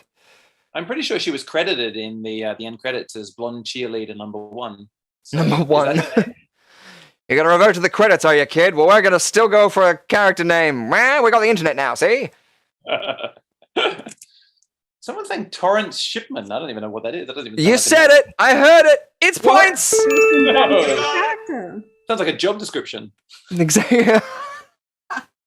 I'm a Torrance shipman. That's it. As in they ship torrents, or I guess so. Yeah. Yes. The internet, ship- I guess. Or it was ship good, as in awesome. what? Well, sorry. Like ship as in the modern usage, like worship. Like I just really love The Torrance. only issue I have with that is that Kirsten Dunst and playing the character of Torrance Shipman wasn't the person that actually said that in the film. Oh. Damn. Well, again, Granada, what you doing to us here? Who was it? Yeah, it was actually the character of Big Red. She kicks off the original chat, and yes, that is actually her character name. And if I'm not mistaken, I think she was played by, oh my gosh, I can see her in Sabrina the Teenage Witch. I want to say Lindsay Stone. I think that was her name. One of the stepmoms, one of the witches. One of the witches. No, she was one of Sabrina's friends in the series. Oh my god, it's going to drive me nuts. Lindsay Sloan. Lindsay Sloan. Yeah, there you go. And she's the one that actually kicks off that scene. I'm sexy, I'm cute, I'm popular to boot, I'm bitchin', great hair. The boys all love to stare. I'm Beautiful. wanted. I'm everything you're not. Etc., etc. Yada, yada, yada. Oh, I dominate this school. Who am I? Just guess. Guys want to touch my chest? Yeah, we're not going and exactly, yes. I already gave you 2 points for that one, so very, very good work. Confetti to be had and points abundant. For our last one, in which case it's going to be me. I'll deliver it to you. And it's your last chance at getting points. So here we go. Hello, my name is Inigo Montoya. You killed my father. Prepare to die. Oh. That line again. Hello, my name is Inigo Montoya. You killed my father. Prepare to die. And now, film at 11. So I know it's The Princess Bride. Nice. The actor's name, he's got such an interesting name, the actor. But what's the character's name? Like, that's the thing that's going to stump you. Ooh. Wait, did you say it in the quote? No. Say the quote again. No. I think you can get it. It definitely wasn't in there. I definitely did not say his name in the quote. And that quote, of course, was, "Hello, my name is Inigo Montoya. You killed my father. Prepare to die." Thank you. Again, I apologize to the accents that I butcher. I send love with my terrible thing. So what was the name of the character? The character's name was Horatio Flamboy. Or possibly Indigo Montoya. Yes. I really wanted to give you no points to that, but yes, you got the point. And now, what was the actor's name? Does anybody out there know? Because this is the kicker. This might be the one that stumps you all out there. Well, probably not all of you. I think most of you probably might know that. Ree, you probably knows that as well out there. Of course I do. A certain, what is it? Barry Manilow song comes to mind. Now it is stuck in my head. Thank you so much, Mr. Lovegrove. Yay. He didn't write the songs, he just sang them brilliantly. Except for he didn't even write the song, I write the songs, but sung it brilliantly. Anyway, Gulfiends might be onto a win with that. Gulfiends has got it. Gulfiends has got it. Mandy Patinkin. Mandy Patinkin points. Nicely done. Beautiful work. Already up there. Done. And Dunskies. Good. Awesome. What happened there? Which calls back a little bit to, we were talking about Nicolas Cage earlier, and he's got that film Mandy, doesn't he? Which has, I'm curious to see. I don't know if either of you have seen it. I have seen it. I did a review on it, and it's intense. We'll say that it is intense. Seems we're having an unresponsive OBS. That sounds so wrong. You should get that treated. I should get that treated. I should get that looked at. Is there a doctor in the house? No. Long distance probe's the last thing I need. But as you probably would have noticed, that the background just decided to die on us. So it's now not letting us change scenes. So it's going to be an interesting night from here on in. Sorry, Gulfiends just put no, but I'm a mortician. Hold on 1 second. Rhiannon, is it a horror film, Mandy? What's the genre? It is a horror film. It's a trip and a half. It would be one of those films that you really wouldn't watch if you were stoned. Oh, wow. It's like a Jackson 5 music video at some points. It is really, really intense. I must admit, though, I preferred him in, what was it, Willy's Wonderland? That was actually really good. Oh. I enjoyed that. It was very Five Nights at Freddy's. I have a friend who watched Fear and Loathing in Las Vegas whilst under the influence of substances. Oh dear. And that is also a film that I do not recommend watching whilst otherwise under the influence of mind. Yeah. I don't recommend watching any film under the influence, but that's just me. Good point. No, I was actually talking to someone earlier today about like the most disturbing films. I mean, obviously, I've been in the horror genre as an entertainment writer now for 14 years or something, and some of the most disturbing films that I've seen don't actually come out of the horror genre. They're more associated with thrillers and whatnot. And there's a French film called Irreversible. Oh yeah. And it is the one film that I cannot watch. It triggers me so badly. But it's one of those films that starts so brutally and ends just as intense. And it's just like, oh my God. I recommend people watch it at least once in their life because it is that sort of film that, definitely go and see it. But be prepared for it because I wasn't when I first walked into it. I ended up watching it again a few months ago. And I was just like, nope, still triggering me after all these years. Yeah, I've heard about that film being particularly intense. I've not seen that yet. But for me, Requiem for a Dream does that for me. Like I would never watch that film again. It was just so bleak. It's such a bleak film. Yeah. Like it's brilliant. I recommend everyone watch it once, as you say, but maybe no more than once. Yeah, and be in the right headspace to watch it, as you say, not on the influence of anything that's gonna put you in a bad head frame. So just to fill you guys in, so sorry about us going silent. It appears we still can't switch between scenes. Streamlabs has suspended itself. So Streamlabs is the OBS, the online broadcasting software that I'm using. Everything's still connected, but everything in the app is frozen. Like the time's still ticking over, everything's still operating, but I literally can't click on anything else in it. It'll highlight, but it won't change. So unfortunately, at this point, tonight's episode has ceased until I figure out something. So sorry, guys. This is the first time I've ever had this happen, and I think that it has to do with the CPU overloading, just because the background crashed, and that might have made things going on. I was doing something at the same time, and I thought that might have been it, but if I'm closing down all the other applications, it's still not coming to a head, so... If it helps, I just did a quick search and some other people are having some issues with Streamlabs, so it might not just be you. Wouldn't it be the night that we chose to do when they're doing an update? It's the updates is the bane of our existence. Yeah, I'm going to see actually if this still refreshes. Does this still refresh? Yeah, well, okay, we still got our points, ladies and gentlemen, so it's not all awry. We still have the ability to play Venkman Burn in Hell, and also ask questions from Talking About Your Generation and previous episodes from Quiz Arena Live. So that's our backup at the moment until I can quickly try and think of something. Otherwise, my quick troubleshoot would be having to start a new live stream with a completely new link. But that would mean that I would have to restart this application, which could mean it could be about 5 to 10 minutes just with everything to start up again. And I don't know about you, I'd rather sit here with us all being jingly jangly, but what do you guys think? What do you guys think out there in the chat too? Good point. I will just point out prunes are good. Eat prunes.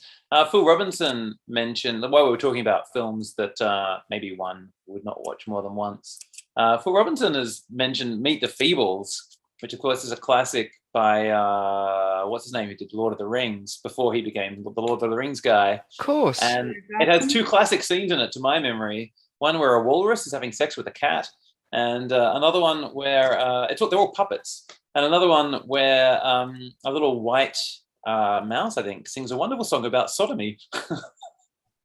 I just got flashes of both American Tail and when South Park did the spin-off of when they were growing, what was it, Mr. Garrison's appendage to the back of a mouse, and it's running around and gets away from him. He's like, "Get that mouse!" And it looks up at the moon and just It's somewhere out there. It's very funny in the shadow. It's hilarious.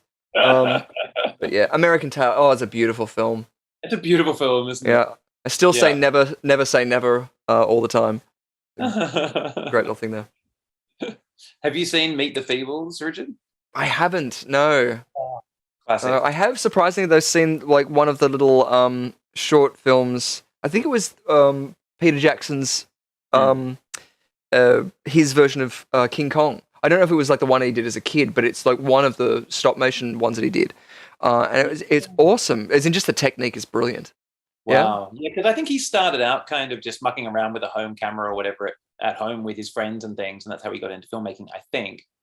Yeah. He loved the idea of getting hands on and doing those sort of special effects, practical effects.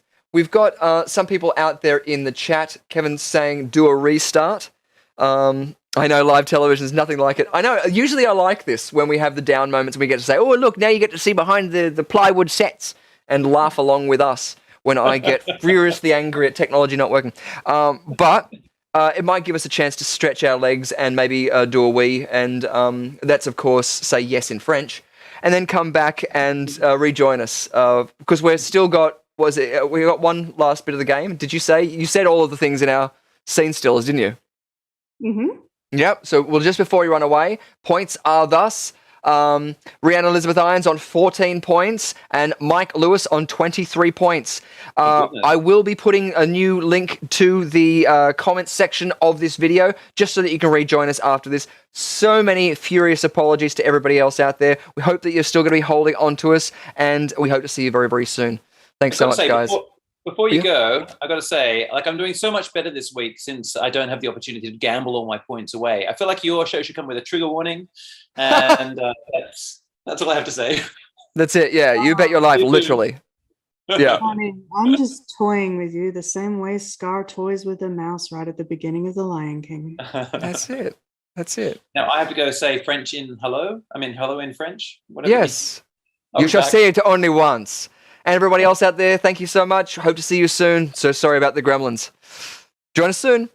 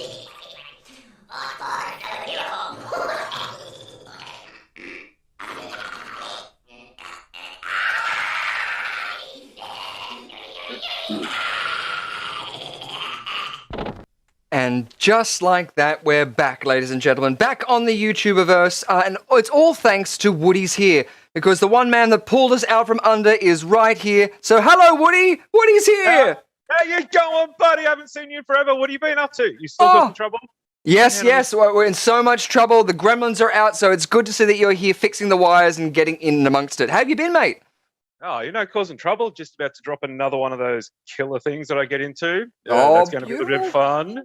Sweet, man. Always love to hear about it. And you're in here as well with... I know, I am getting on with it. We're here in the QUIZarenaLIVE, and we've also got Mike Lewis as well. Hello, Mike. You with us still? Hey, I'm still here. I love those Gremlins. Oh, I'm glad you do. Because, you know, right?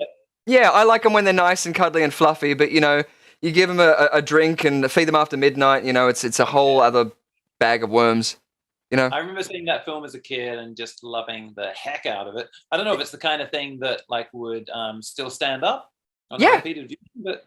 No, well, that's it. It's one of those films that's constantly getting the talks of remakes, and everyone's going, "Oh, do we? We don't know if we need it yet." But I kind of, we were talking about Requiem for a Dream just before, and that's kind of, from a kid point of view, that was a great branching into the horror vibe of going, it's fun but also scary, and like it allowed you to look a little bit further into it rather than just running away. Yes, yeah. I remember when I first saw the first Evil Dead film, and it just blew my mind because I was watching and I was like scared, and there's all this tension. And then suddenly it's just making me laugh. And I was like, what is happening? It's a horror film, but it's also a comedy. I know, right? Yeah. My mind. Oh, exactly. And the mind's blown. Just like the people out there in chat, we've got Jordan M. Hello, Gremlins. Kem Kitten. I'm here. We've got Rhiannon welcoming everybody back. Gulfin saying, Reed, stop feeding Gizmo after midnight. I know. Every time. I don't know how he goes back to the form that he does. Jordan M. Gulfin's in her defense. He is very cute. Yes, he is. Says that is a cute cut. Yes, the Gremlins. I know. When technical things go wrong, we had a ride here at Movie World on the Gold Coast, and it's just that nice little nostalgic thing I like going back to it, because that terrified me as a kid. But, you know, it's a bit of fun. And thank you for the round of applause, or at least the wave. I read that wrong with my non-2020 vision. It's 2022. You'd think that my eyes would have gotten better by now.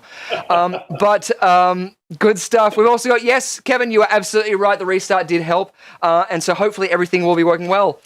Confetti. But everything will have to slowly start to tick into doing its stuff again. So if there are glitchy stingers, I do apologize. But we have the new contestant playing along here. So Woody is ready, and he's already gotten the points that Rhiannon Elizabeth Irons is racking up. So he's on 14 points. And Mike, you're on 23 points as we just finished the game of Scene Stealers. So we hope you guys liked that one. That was an old one. 5 random lines from films where we had to guess the name of the film, the character name, and of course the actor playing that character. And I think we got them all down there, yes, because the last one was Mandy Patinkin, which was Princess Bride, and of course playing Inigo Montoya.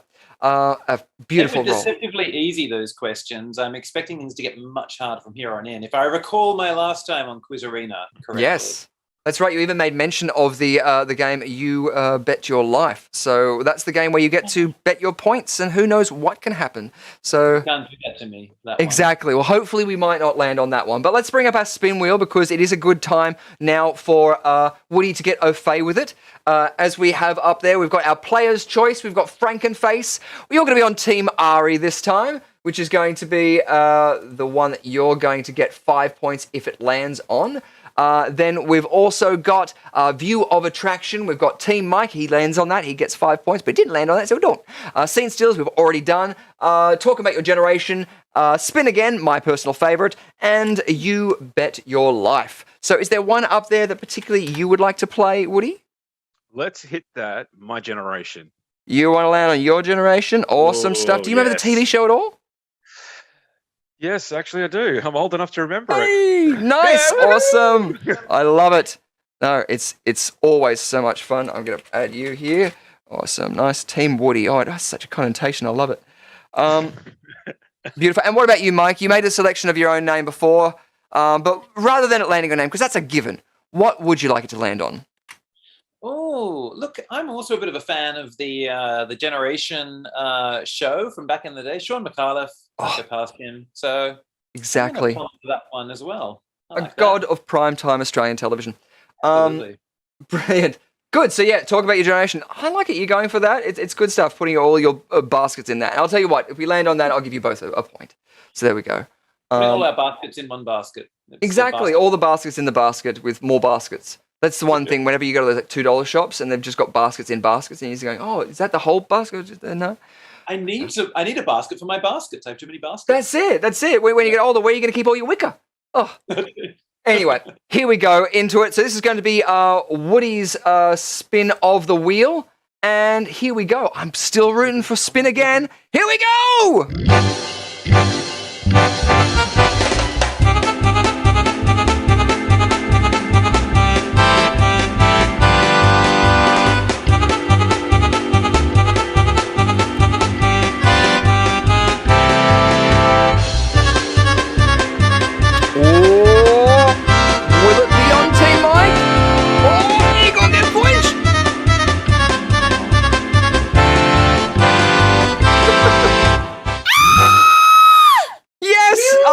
I know. It's so anticlimactic when they like trail off like that. But yes, she's screaming because she knows that Mike just got 1, 2, 3, 4, 5 points, and she was excited. That was a scream of joy.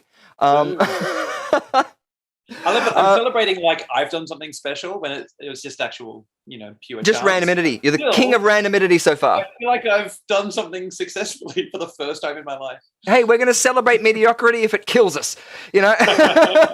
Beautiful stuff. And mediocre. No, I was talking about the spin wheel. No, nothing you've done so far is mediocre. Look at that hat. Anyway, that means you also now get to choose which game that we play. So which game on that leaderboard would you like to play?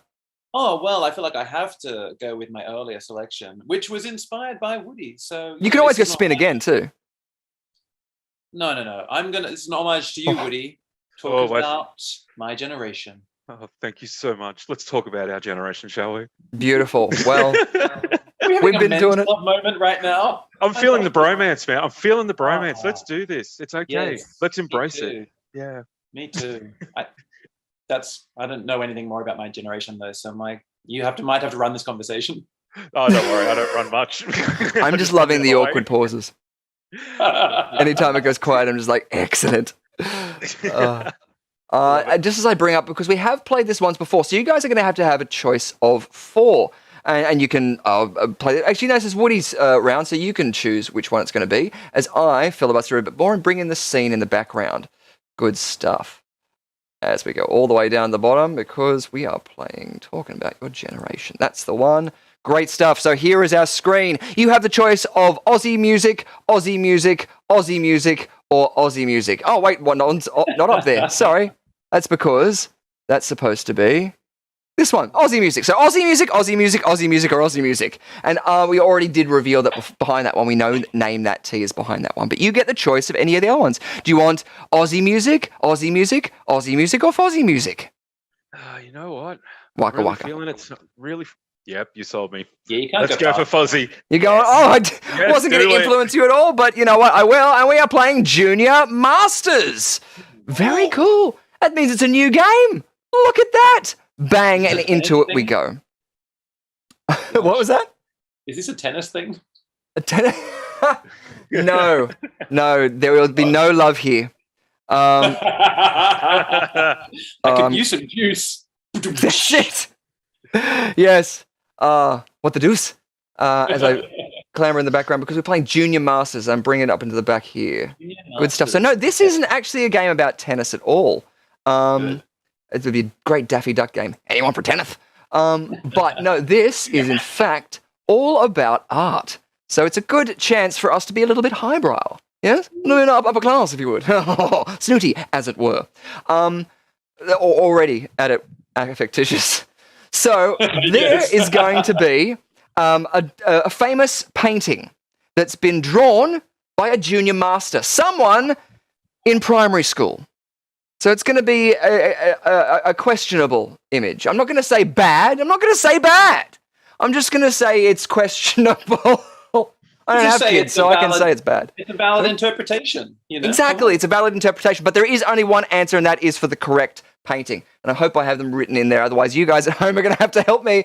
But, they'll be hindering me, I'm sure. So, for the first one, this is going to be for both of you. You both get the chance at it, yeah? You can pull together and try and both get a point, or you can stay apart. But there's going to be 5 paintings up here, all by junior masters, and we want you to tell us what they are.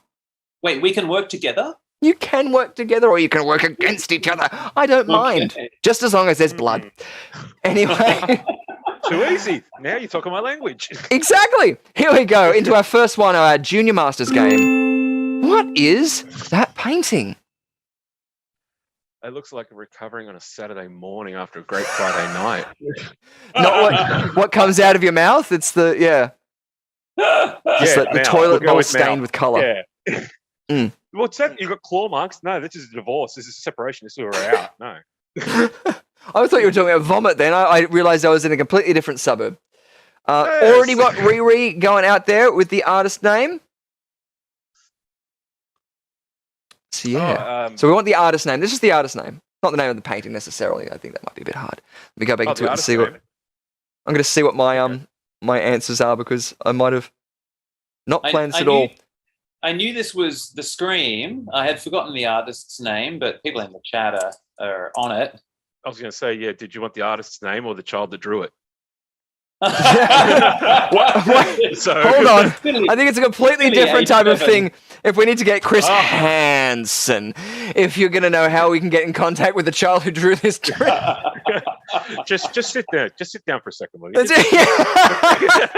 Just sit down. Sit right there. Yeah. Chris Hansen. No. So yeah, I'm looking at it hurriedly in the background. I can do it because my sister named her pet dog after it because she loved this picture so much. Oh, so wow. Really? Edvard, his last name always eludes me. Edvard something. Edvard. Christ, I used to scream at that dog. If you're really hungry and celery is in front of you, you might have a heart attack. It's celery. No, I don't know why I said celery. That really threw you off. Yeah, really, Kevin's right. Yes, terrible clue. Edvard Munch. Yes, Munchausen. nice, Yes. nice, awesome. We also would have accepted Monk, I think. But very nicely done. Let's find out if you are correct as I go back in there. This is the one I've teed up right at the bottom just to make it extra difficult for me. You're right. It was The Scream by Monk, Edvard Munch, which he did in 1893. Very, very well done. See, you guys know your art already. Very well done. Beautiful. Exactly, and I'm God hoping. love you, puppy. What? Sorry. Just thanking the puppy for being a puppy. Thanks, man, for having that name. That's it. That's it. Yep. Awesome. Beautiful stuff. And we go into our next one. What is our next painting and artist? That is. I think I know the name of the painting. Yeah? I think it's the girl with the pearl earring. Ooh. I don't remember the artist's name, but I'm pretty sure they're Dutch, if that helps. Oh, I kind of want to give you the point, but I feel like other people out there might know the name of this artist. But I did give you a point for the name of the painting, which was the girl with a pearl earring. I realized I could have been really finicky there by whether or not you said the, but you know what? I'm not going to be that mean. I should be because you've got like double the points of Woody, but It's all right. We've got a bromance going. I'll take his points when he's not looking. Exactly. After the show, you'll pull your points together and buy like a Mercedes-Benz. I love it. That's it. It's teamwork. Beautiful. Beautiful. Well, it is yes. Kevin might have it, but also Phil Robinson also added one in there too. Yeah, I think that that second one, I missed who posted that one, but that is the artist for sure. First one to say it gets a point. It's Vermeer. Vermeer, you got the point. Nicely done. I should say that. Should have done that. Yes, nicely done. Beautiful stuff. The girl with a pearl earring. Nicely done. And you're right, it was Dutch. That's why I wanted to give it to you. But you know what? I didn't because Vermeer. And I mean. So there you go. And next one. Ooh, what is it? It's a Pokemon battle on a hill. That's I've done that one myself. Yeah. That's Mewtwo taking on. I have no idea. Not too sure. It might be a similar one that Australians might know. Yeah, it's Ned Kelly. It's by the Australian artist. I forget his name. Oh, Stanley Nolan, Sidney Nolan. Sidney Nolan. That's it. Yep, you got it. Nice, he got it. You're right. I was thinking just in my head whether or not he said it, but he said it and it was off the cuff. He got the point. Sidney Nolan, Ned Kelly. There was a series of paintings, and this was, of course, one of them. Done in between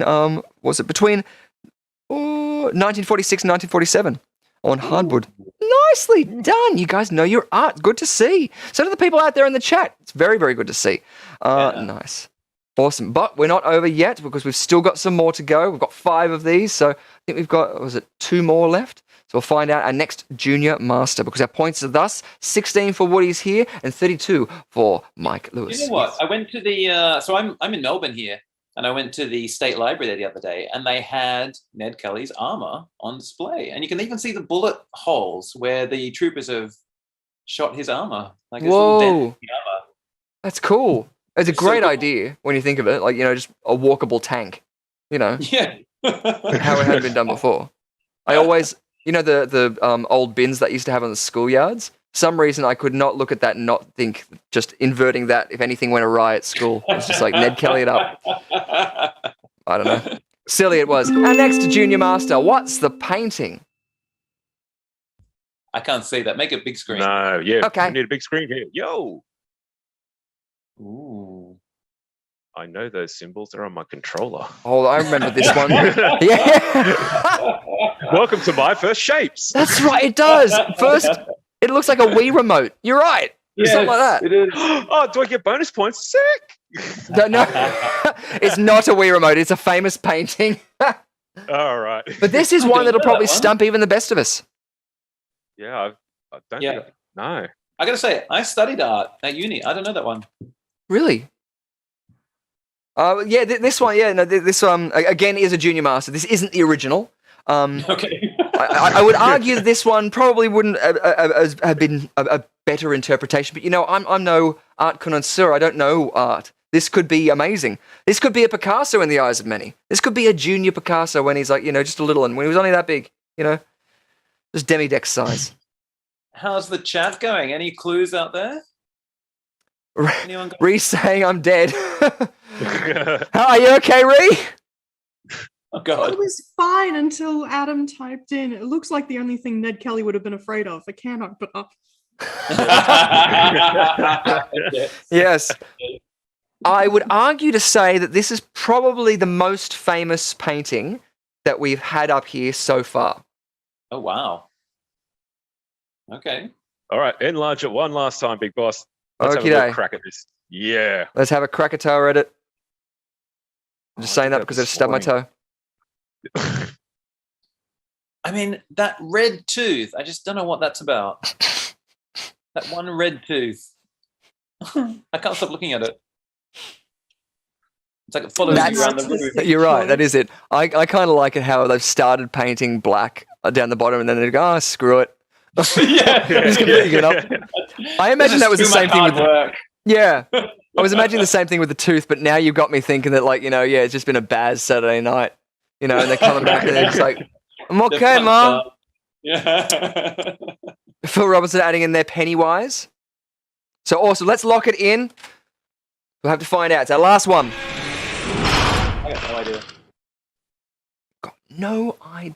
I got nothing. Nice. Phil, Woody, it's a good time for you to name anyone that you're thinking of. Any famous artwork.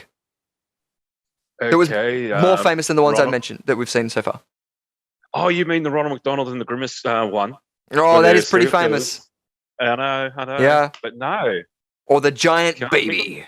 You know the one? Have you seen that art? Last time I was in Melbourne, I went to an art exhibition, and it was this amazing artist who did these huge portraits of people and like the skin and stuff. And this one was a huge baby in a room. So you just be walking around looking at this giant baby, giant ass baby, which surprisingly enough is the name I think of Sean McAuliffe's production company, Giant Baby. Yeah. Okay. They at least produce mad as hell. You mentioned famous paintings, so I'm just going to say Mona Lisa. Lock it in. Nicely done. Well, you get the point. What? No. And that's how it's played. But who's the artist? Who painted it? Da Vinci. Yes! No, that's a lie. It was Da Vinci's assistant. Da Vinci's assistant. It was Da Vinci's assistant. Or was it Dan Brown? Yeah, you got me. Oh. Well, Birchnick says you got it, but I beg to differ. Beautiful stuff. You're right. It was Leonardo da Vinci. Why did they put like Xbox controls on the outfit? I wasn't thinking X. Oh, wait. It's hard to keep kids entertained nowadays. I don't know. Well, you can't even see a tooth in her smile. So it's like, where did they even get the idea of the teeth? Like, you know, why was she bleeding? Like, you know, I'm even hesitating to say, from what we're seeing, is she doing that thing where, like, you know, they do the OK symbol or they're flipping off someone? I don't know. That's an in thing with the young'uns. With the youth crowd out there, I'm sure. Oh, dear. All good and fun and games. Good, but yes, hopefully you enjoyed that. Oh, wait, we have one more. Looks like we do have one more. Okay, enlarge. We're back to it, ladies and gentlemen. Back to it. Enhance. As I panic because I haven't prepared for this. I think we're moving into abstract expressionism now. We could be. But if the last one was anything to go by, this might actually be easier on us. Good Lord. Yes. Whoa. Yoshi you in a guys? cave. Kevin's out there. I'm hoping you're saying Teenage Mutant Ninja Turtles. I'm really hoping. Of course, Leonardo. Of course. That was one of the big things when I went to went through Italy. I was making a big thing to go to each of the Ninja Turtles grave sites, and so I think I did. I can't remember. I was overcome by cats when I went to Rome. So and the smell. Beautiful place, though, so good. In the Portico of Pompey, where Caesar was actually executed, not in the Roman Forum. Anyway, side tangent. What's the painting? This one looks less TMNT to me and more My Little Pony. How about a hint? Ooh, someone's guessing maybe Picasso. Oh. The Weeping Woman. I'll go with that. Yeah, you're going to lock it in? I'll tell you what, we'll give Woody the chance. Lock one in. Lock anything in. I'm still stuck on Yoshi in a cave. Yoshi in a cave, unfortunately. I cannot change it. It is not Yoshi in a cave, unfortunately. Oh, come on, it's Yoshi. Look at it. Look at the black eyes. It does look like Yoshi, but I'm pretty sure that Mike got it right with, The Weeping Woman by Pablo Picasso. I'll tell you what, I'll give you a point if you can get the decade it was painted. Just the decade, not the exact year. I reckon probably, I'm going to say it's either 20s or 30s. I'm going to say 30s. Awesome, and I'll give Woody again the chance. You could get these points. Noughts. What decade? What decade was the Weeping Woman painted?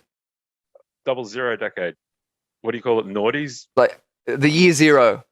Yeah. No, not the year 0. I was about to say it's a very old colours. Yeah. It's like when we turned from 1999 to 2000, it was the aughts. Oh, so you have to go back yes. Again, the aughts. The year that Sydney hosted the Olympic Games, and I remember I was at school and we only had like 2 weeks of school that year because it was all off. It was a fantastic time to be alive. No, unfortunately incorrect. But you were right, Mike, by saying it was in the 30s, 1937. Heck yeah. I did study art at uni. I have a little unfair advantage here. Yes, nicely done. And Cezzy says, got it right too. Beautiful stuff. Awesome. And that was our game of Junior Masters. So congratulations everyone out there as well playing in the chat. You guys were a huge help for all of us, as well as those who weren't art students or, just really should have paid more attention when looking at art. Now it's one of the things that I love walking around and having a look at it. I also do want to make a mention to another Picasso painting that was mentioned out there. I think, who mentioned it? Phil Robinson, yes. La Guernica? La Guernica. Yeah. Which was also painted in 1937. And that was, in fact, I'll see if I can bring it up here on the side to show you guys. The devastation of the Spanish Civil War, I believe. Nobody expects the Spanish Inquisition. Yeah. But this is the painting. This is the one I was just referring to then. Yeah. Yes. Yeah. So that's, not the Weeping Woman, but that was the other one. So yes, nicely done, but you got points galore. Points going crazy, just like everything in the chat there. Apologies about that. Let's get to going and striking those down as we're good. We're going well with games right now. We're going good with points. We've got 16 for Woody's here, and we've got 36 for Mike Lewis. So good stuff. Awesome stuff. All good people are playing out there. Woody came in late. I'm already in the lead, I feel bad. I want to give some points to Woody. Oh, no, please don't. Please, at the end, we'll I'm not against it. Table together. We'll have a chat about it. It's all good. It's all good, bro. Yeah. I feel you. Okay. Good, man. I mean, these points are they're just numbers in the end. And, And the points don't matter, exactly. Right. That's what I said to my 98-year-old girlfriend. It's just a number. It's fine. Oh, yay. Okay, hold on. 2 points. Yay. Hang on, like last time, I better start taking it off again. No, hang it off. Good stuff. As I'm just furiously trying to find the thing that I jumped up here before. Good stuff. So that takes us to a good time where we're actually going to be getting one of our previous guests who was on here before for a little game of pop quiz with hot shots. So now it's going to be a question that you guys need to answer at home for the chance at these points. And yeah, it's going to be someone who's released the film of an ideal host here in Australia, and he's our friend from Perth. It is Robert Woods. So hopefully he'll be tuning in right here, right now, and you'll be able to hear his question.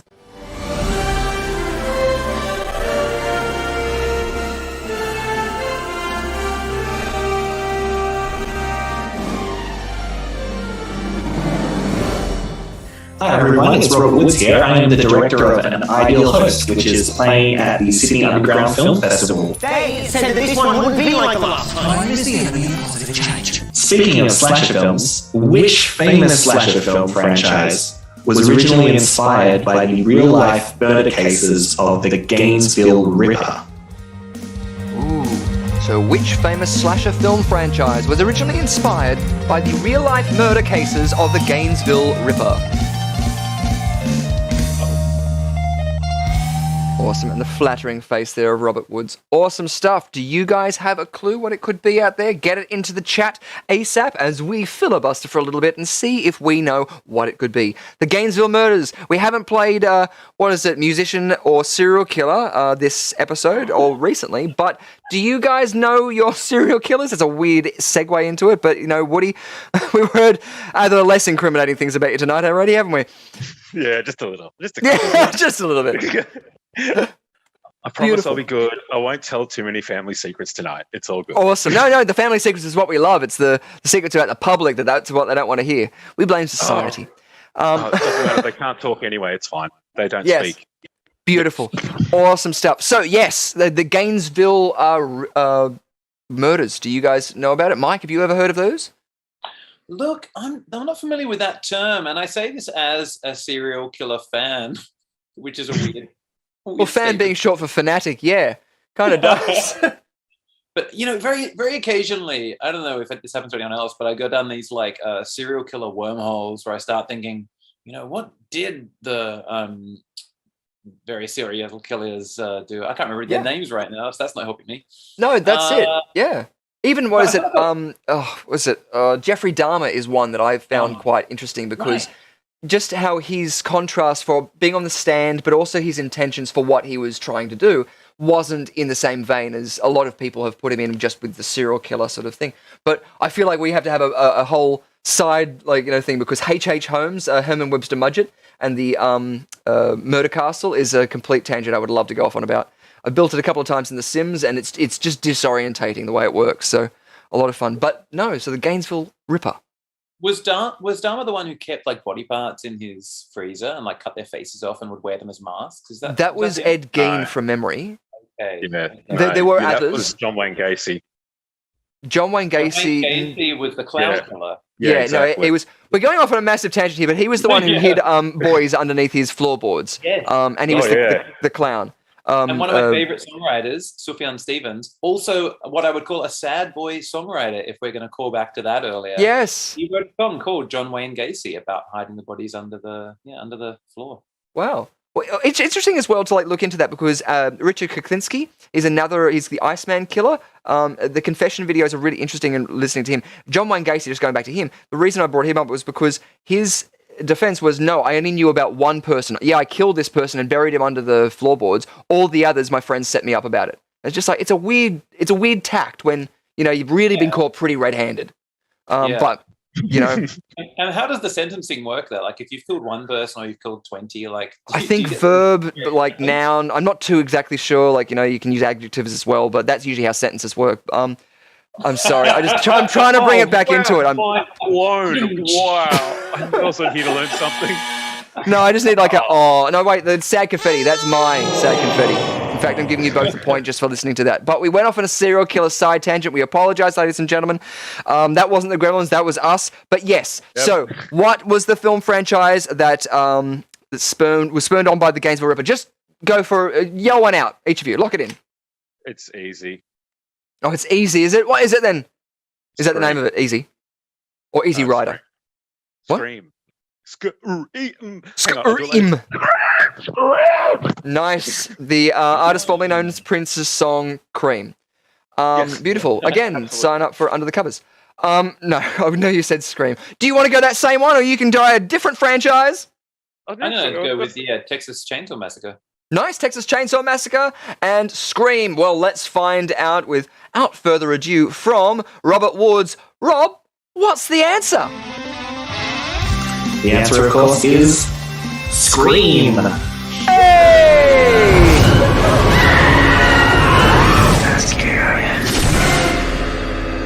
Nicely done. Oh, that tone, the ring of the tune, even just the trailer, it's still a bunch of fun.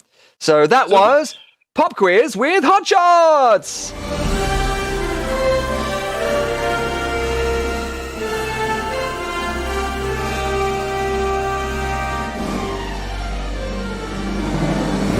And we've got Ceci Says out there saying Daniel Harold Rowling was the Gainesville Ripper. So points to you out there. I wish I could allocate them. I have to work out a way that I can allocate them now that we have the leaderboard. For those of you who joined in late or not in our first episode or part of this episode, our A of this, as it were. Speaking of which, if you ever see a thumbnail and there's a B on the thumbnail, that means that there's a part A and part B of the videos because we have a glitch or something like that. So that's just so that you guys know at home. But yes, if you haven't played along, in our video description, you'll see a link to our Streamlabs page where you can give us tips, but you can also engage in our chat and get loyalty points so that you can accrue those loyalty points and get them to claim prizes. We have a whole bunch of merch, which we're hopefully going to be doing some giveaways soon, so you can get some flip-flops, or you can get, there's a bikini as well down there. I was going to say thong, there's thongs there, but I realized that we are going all the way around the world, but we do have both. We have thongs and thongs. We have bikini, tops and bottoms, and we also have flip-flops. And I don't wear thongs. They hurt my feet. I'm a terrible Australian. But they've got this cool design on it, and it's actually the design that we're going to be putting up onto our Venkman Burn in Hell card pack. It's like a really cool, like Gatsby sort of look. So yeah, check those out on that there as well. But you can also send hugs to each other, and I'm hoping it's going to work. We've already tried our Magic 8 Ball, and it hasn't worked out yet. But really quickly, Woody, ask the Magic 8 Ball a question. Okay. Magic 8 Ball.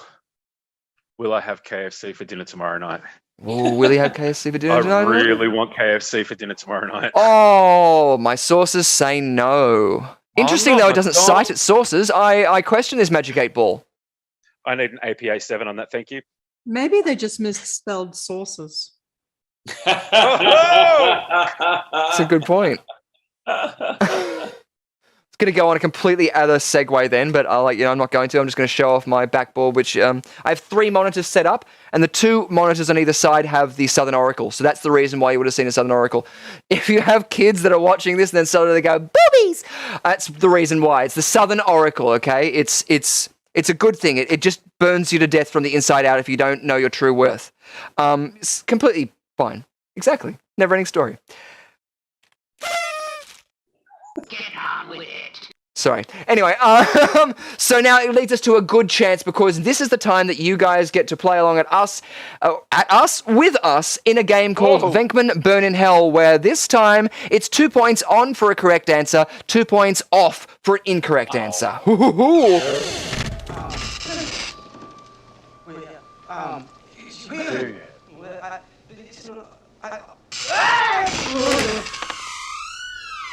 Beautiful. And so we're going to take out our classic 5 Xena cards right here. Nothing tricksy or foxy about them. I've kept them away from sugar buns, so none of these edges have been nipped. The reason why we had to get proper cards is because the old ones, literally just got completely chewed up. This is one of the good ones. This is one of the intact ones, but I couldn't hold it up because eventually you would get the registration idea.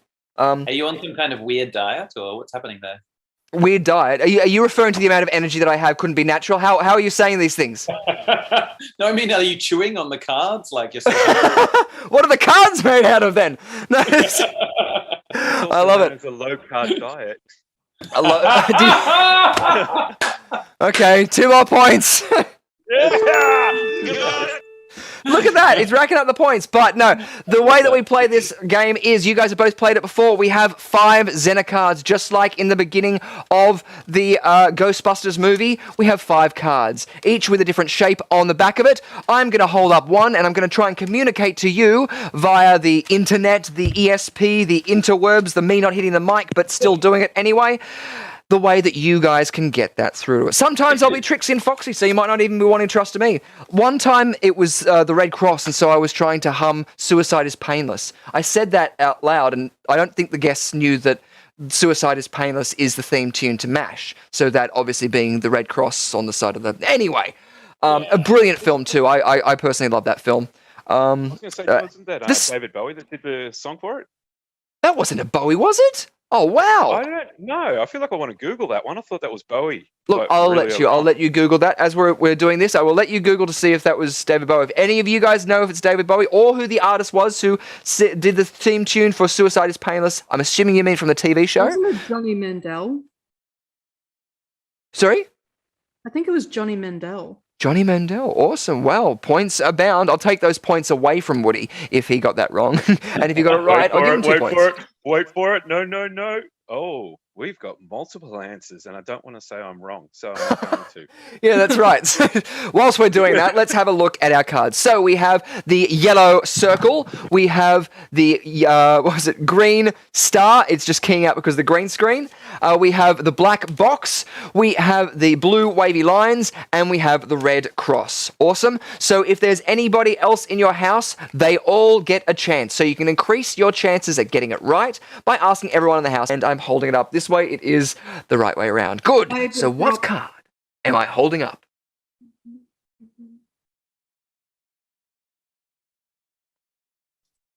All of the things that I insinuated to you then. All the macabre things. Awesome. We've already got people out there. Riri saying green star for me. Obi says the red cross. Green star from Jordan M. Awesome. Donovan Montgomery saying he doesn't have ESP, but he wants a black box. I was about to say, otherwise you're on a plane and you would have a black box. Yellow circle for Ceci says. Ghoulfiends wants green star. Chem Kitten, you're going for wavy lines. JRV going red cross. And the coroner's adding it in there with black box. What would you guys be saying, our guests out there? Well, if we're allowed to do it to the whole household, can you give me 1 second? Yeah, absolutely. Brandy, what color's the box? And then a 2x4 just smashes him across the face. That's right. Animals are included. It doesn't happen in this house, so don't worry about it. What Brandy just... What? 10 minutes! Sorry about that. It is not 10 minutes, I can tell you that. Phil Robinson said the black box. Kevin said black box. And Drew Drop says wavy lines. Awesome, they're getting all theirs in. Let's lock it in. What are you going to say, Woody? Black box. You say pack dogs? Yeah, pack dogs. Black box would be black good box. Too. I'm sorry, I'm an old man. My hearing is going. I left it in my other pants. It's okay, Sonny. It's okay. It's all good. Fantastic. Mike, what would you be guessing it is? Hold on. What? Did you just give me an Does extra that help? hint there? I don't know if that helps. You just sent it to me again. Yeah, that was confusing actually. That was like a mixed signal. What are you saying? This isn't giving you mixed signals?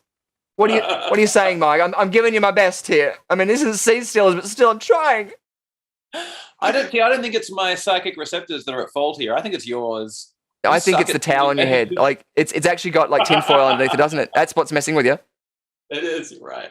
It's the wet towel on my head. Yes, well, let's lock it in. What would you be saying? Look, I'm a stubborn man, but I also believe in the law of probability, so I'm going to go with blue wavy lines again. Blue wavy lines again. Nice. Locking it in there. Beautiful. And we can't proceed, of course, without hearing what Shadow knows. So, Ree, what does Shadow say? Well, we've got my deck here, so Shadow darling. Ooh, deck it to him. Come pick one. That one? You don't have to lick it. Yeah, you'll know the responsibility if they start eating it, yeah. So you're going red cross. Nicely done. Beautiful stuff. Well, let's find out if you guys are a winner at home, because it was the yellow circle. Who was our winner out there? Anyone? You kidding me? Says. Again? Yellow circle for me. Look at that. And first time playing Venkman Burn in Hell was the yellow circle. Look at that. Sticking to a winner. Beautiful stuff, Sezzy. Yeah, look. It's like you're rigging it all for it, and it's all rigged in your favor. Very, very well done. Congratulations. You can flaunt that around the office, wherever you are, and lord it over your peers around you. But that isn't the last game that we have, because we now have our final round, our round 4 of multiple choice questions. So there's going to be 10 rounds. You guys can play along at home by putting the corresponding number into the chat. So if it's number 3, you think that's the right answer, just put number 3 in there, and it will register going on through there.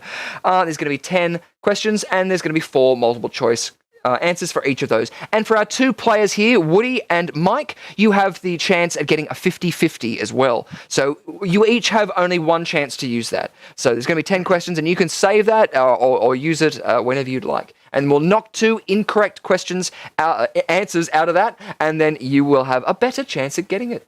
You can stick with each other's, you can go for whichever one, and we're spreading it around. 1 point for a correct answer, 2 points off for an incorrect answer. And Rhiannon Elizabeth Irons wrote all the questions, so she knows all of them, so she will be the one to be giving your Michelle Flattery tonight. Or Flaherty. Lyndall Flaherty. I don't know, I should be saying that with Scottish accent, I realised again. Beautiful stuff. Yes. Don't make me break out the cheerleading all over again. Yes! Cheerleading. Yeah. What did I miss? I know, yeah, you'll have to join us for Under the Covers, Woody, because then you'll be able to see it all. Beautiful stuff. Yes, as he says. Yes, yellow circle for the win. Awesome. And Phil Robertson wishing us all good luck. Great stuff. Is there any good cause that you would like to make mention to before we go into our final round? Mike, where can people find you? Oh, me? Yeah. I'm here. I'm all the time. I'm at home. Come around. We'll yeah, but if they want to listen to your tunes or see your beautiful face. Right. Yes, okay. So my music project is called My Broken Art. You can find it on Spotify, on SoundCloud, like all the good music places, I guess. And yeah, if you like, essentially, like, I think, as I was saying earlier, sad boy genre, that's what I fall into, sadly. And so if you like white middle class men being sad about things, you should check me out. Beautiful, awesome. A better ad has never been done, so thank you. What about you, Woody? Whereabouts can people find you? Let's see. We're about to release a... Don't give us your home address, and for goodness sake, do not give out your PIN number. It was only the Pornhub address once. I mean, no, that's why I don't give it out, because I know what it is, and I need that money. Oh, good point. Yeah, they cancelled that other one. Anyway, no, we're about to drop a lovely film called Haven, and I am the protagonist. And obviously there's some really dark stuff ahead of us. Keep your eyes out for that one. It's coming out extremely soon. There's some more dark projects on the way. If you do get lost and you want to see what's going on, check out a little online company called Killer Productions. Pretty solid. And Sweet. If you're looking for me, it's Woody's Here. Literally, everyone asks me, what's your Facebook name? I go, Woody's Here. It doesn't get more obvious than that. So if you're looking for me, Woody's Here. Hey. Yes, awesome. So yes, type that into Facebook or Instas or the Twitters, and you'll be able to find where Woody's at, because Woody's here. Beautiful stuff. Great work. And so yes, now we're about to go into our final tournament, just setting that up in the background. And yes, is there anything that we should be knowing about in the world of entertainment or sports or general leisure, Rhiannon? Well, how about a little shout out to something that we're doing and that we did on New Year's Eve, Richard? Yes, the fantastic people over at Virtual Escaping allowed us to do an escape room, and we have one still to give away so that people can go out there and comment on our New Year's Eve spectacular, where we're watching all the fireworks go off in, where was it? Sydney and in Queensland. It was at Gold Coast and in Brisbane. So yeah, you can get amongst that and see that. But type in underneath 2022. It could be aspirations. It could be something you're not looking forward to. But we'll be doing on our last episode a comment raffle and be picking one of you guys to win that escape room so you can play along with your friends. So yeah, and it's always a lot of fun. I love it. And we're also going to be doing another one for our special event after our season finale. So you looking forward to that, Rhi? Oh, of course, as long as there's no math and you don't throw me under the bus like you did in the Xmas extravaganza. Hopefully not, but you know me, I'll always be willing to do that. Just like now, we'll throw you under the bus. Hui!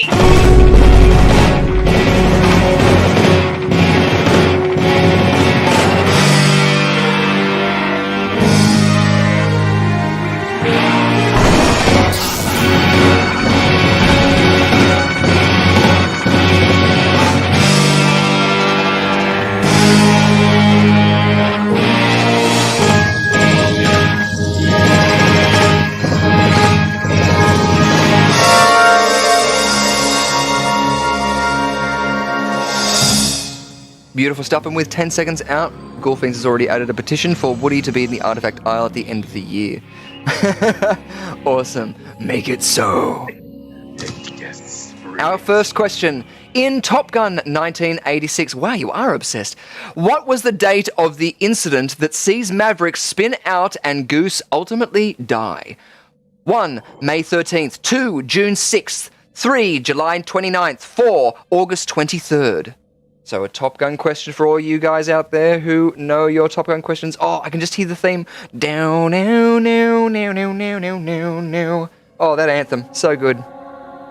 Oh, and it is back in the sequel, so I'm very happy. I do a little happy dance. Doing the happy dance. Doing the happy dance.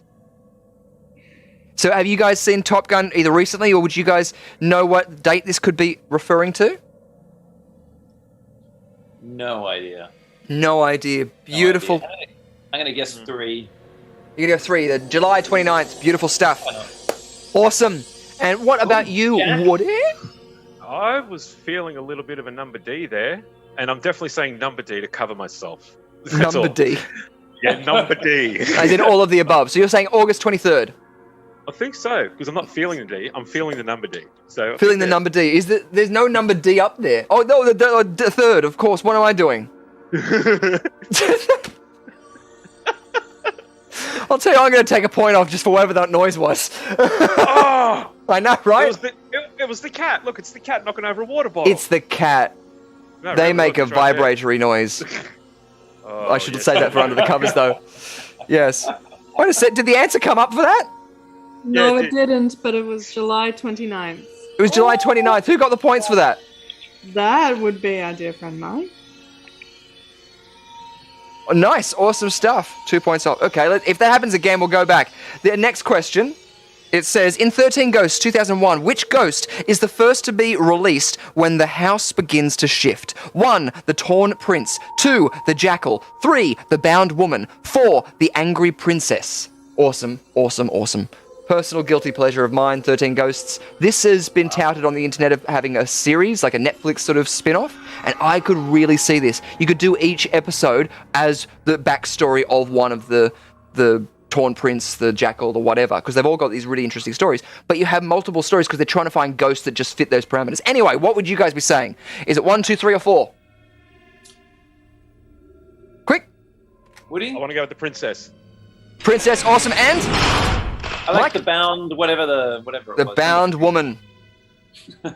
Nice. Angry Princess and the Bound Woman. What's the answer, Ree?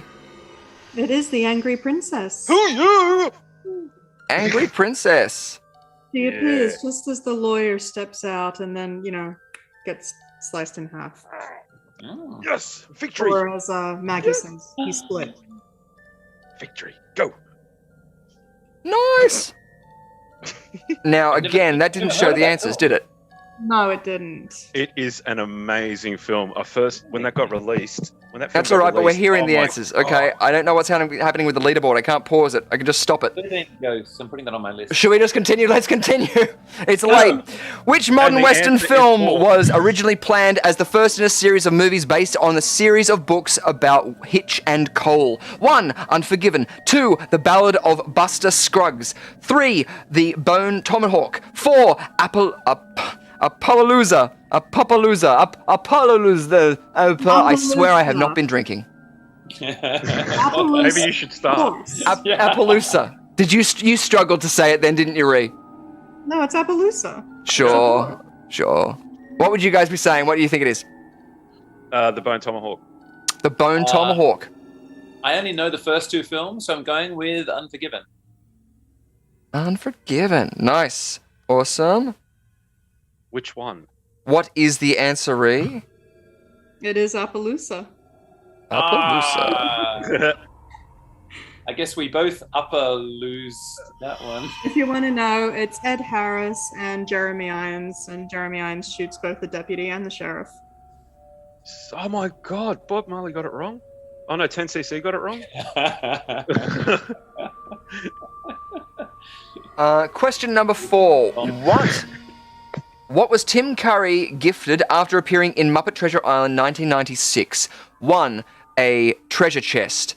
2. A Muppet of Miss Piggy. 3, a Muppet in his likeness. Or 4, a gold doubloon. I'm going to bring that up so you guys can see it, sorry. Muppet in his likeness. Surely it's a Muppet of Miss Piggy. I mean, who could go past that? I could. Mate, think about poor Kermit. He's a victim of her. Oh, he is, isn't he? He is. He's a victim. I know. Yeah. Poor frog. Poor anyway. He's for you, Kermit. Awesome. So what's your answer going to be, sorry? Have you locked them in? I went with 2. Woody went good. with 3. Awesome. And what is our answer, Ree?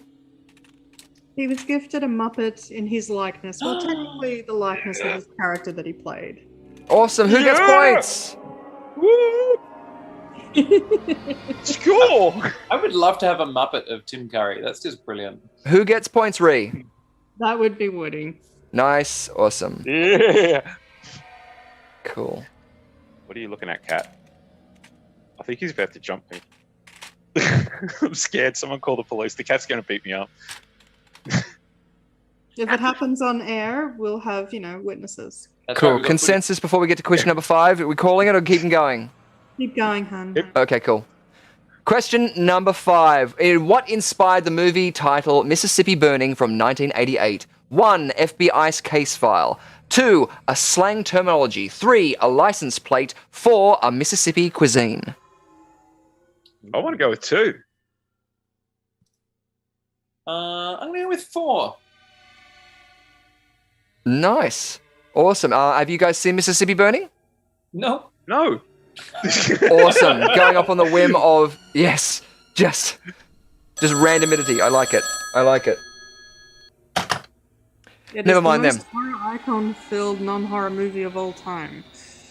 Seriously, Nice. Tobin Bell, Gene Hackman, William Dafoe. Yeah, it's fantastic. And the answer, guys, it's actually the FBI case file that the movie was based on. The case file was actually labeled M.I. Burn. M.I. Burn. Mm-hmm. I love States Gene in his Hackman. resume. I'm going to have to see that. Brad Dourif's in it as well, and he was phenomenal. Absolutely. Wow. Yeah. And Frances McDormand as well. So check it out if you haven't already. That is also It's really cool.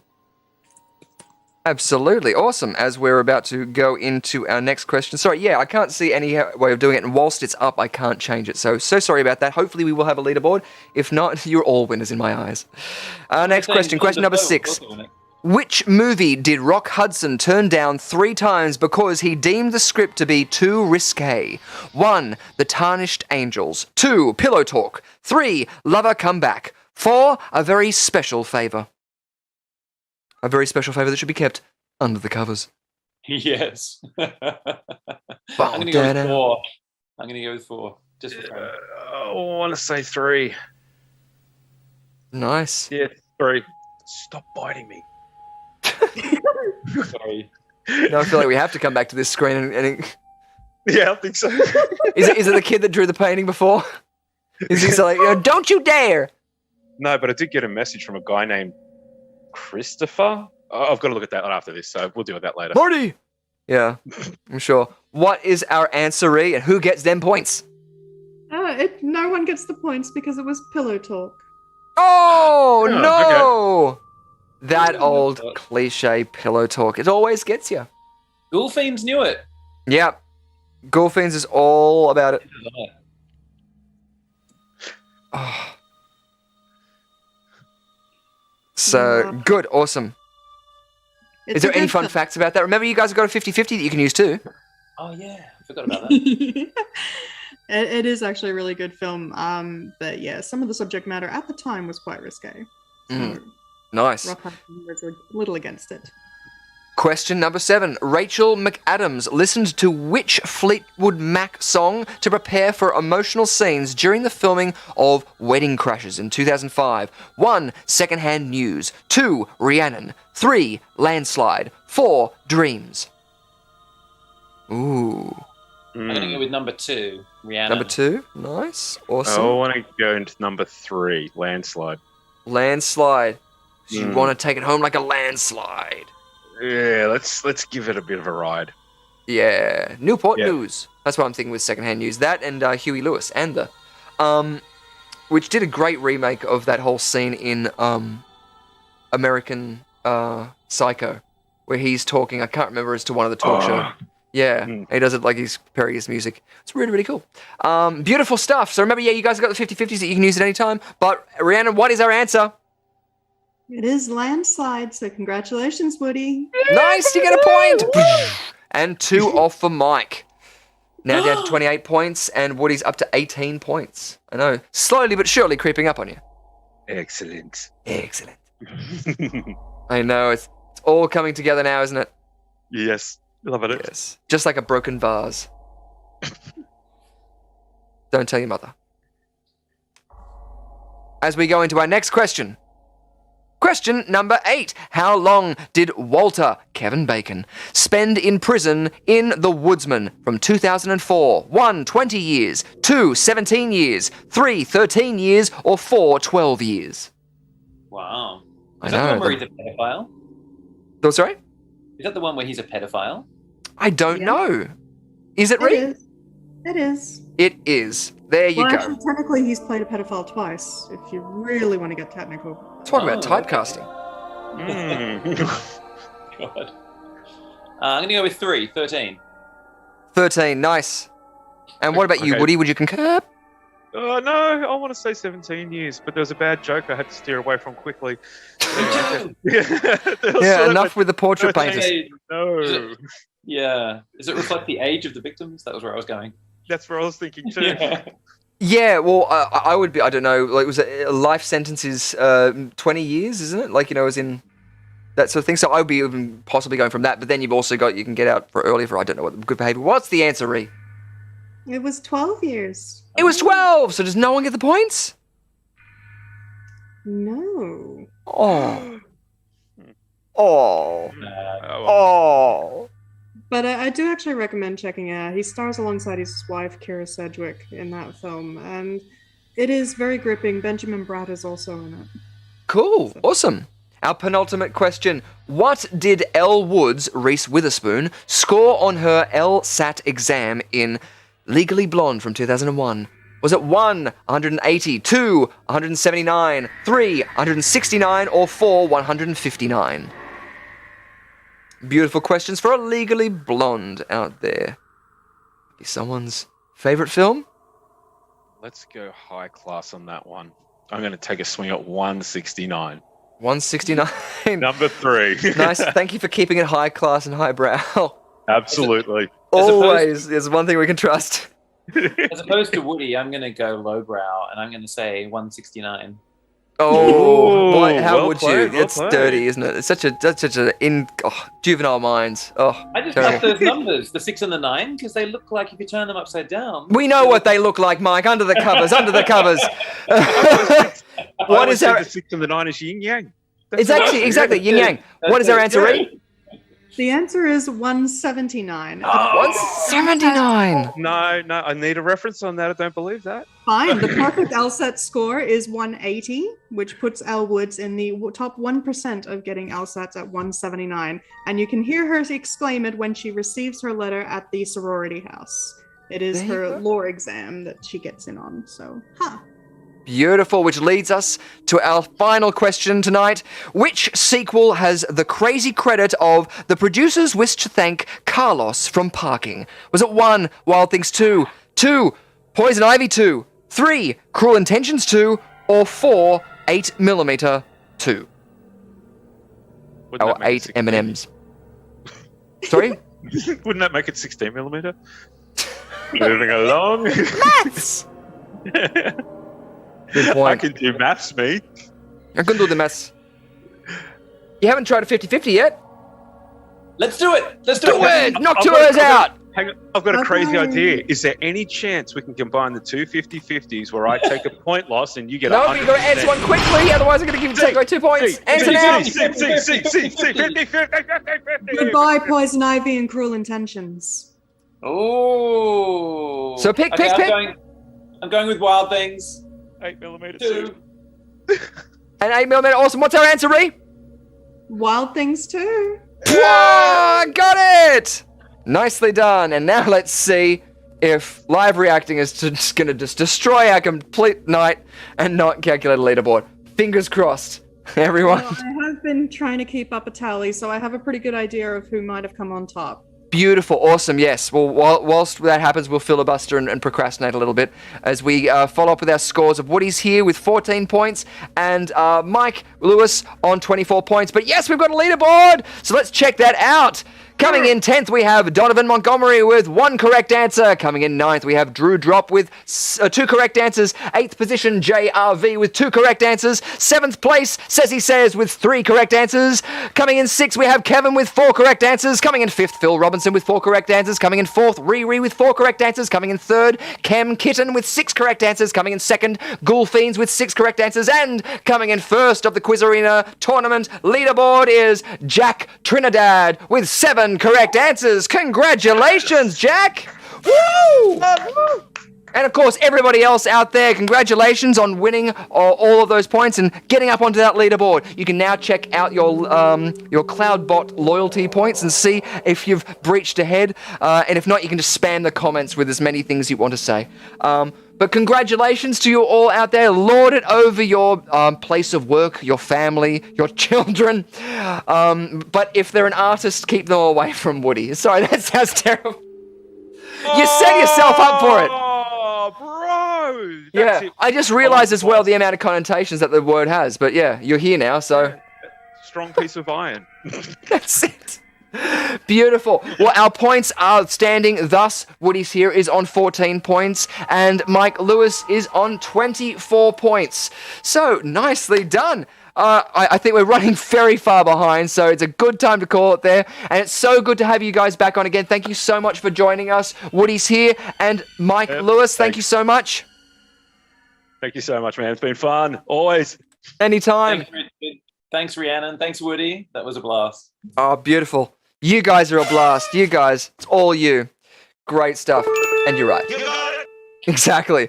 Great stuff. Well, thanks so much. And thank you everybody else out there in the chats. You can share the love by continuing us on with Instagrams, Twitters. $1.44.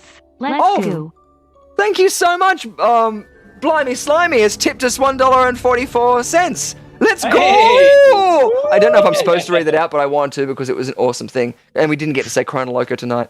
Thank you to everybody else out there. The community that you guys are building is so lovely to see. The camaraderie that you have amongst each other and the love that you're sharing around there. And apologize about all of the gremlins and things that will be going on tonight. It's I have one day a week to do all of this, and it seemed like tonight everything was going wrong. So thank you so much for joining us through both of our separate sections. And if you are still around and would like to join us for Under the Covers, tonight we have our raunchy review, and we probably have a lot of things to do about it. We've dropped, the Scooby-Doo references already, so it's going to be a fun one, whether it be about the acting, the lighting, the writing, or just like, the heck of it, the yada, yada, yada. It's always a lot of fun. And joining us is going to be, of course, Rhiannon Elizabeth Irons. Are you ready? Whip ready at hand? Jeepers, you know I am. And I've got Scooby snacks to share. Woo! I'm looking forward to it. Let's give them a teaser of what they can look forward to. What happens under the covers doesn't always stay under the covers. Join QUIZarenaLIVE host Richard Lovegrove and erotic Flying $3. www and then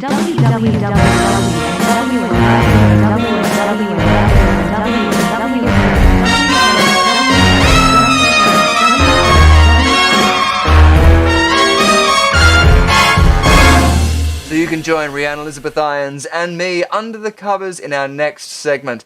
But until then, and until next week, unfortunately, it's just going to be me thanking Blimey, who's tipped another $3, and I'm assuming making me say, even though the chat already did, www,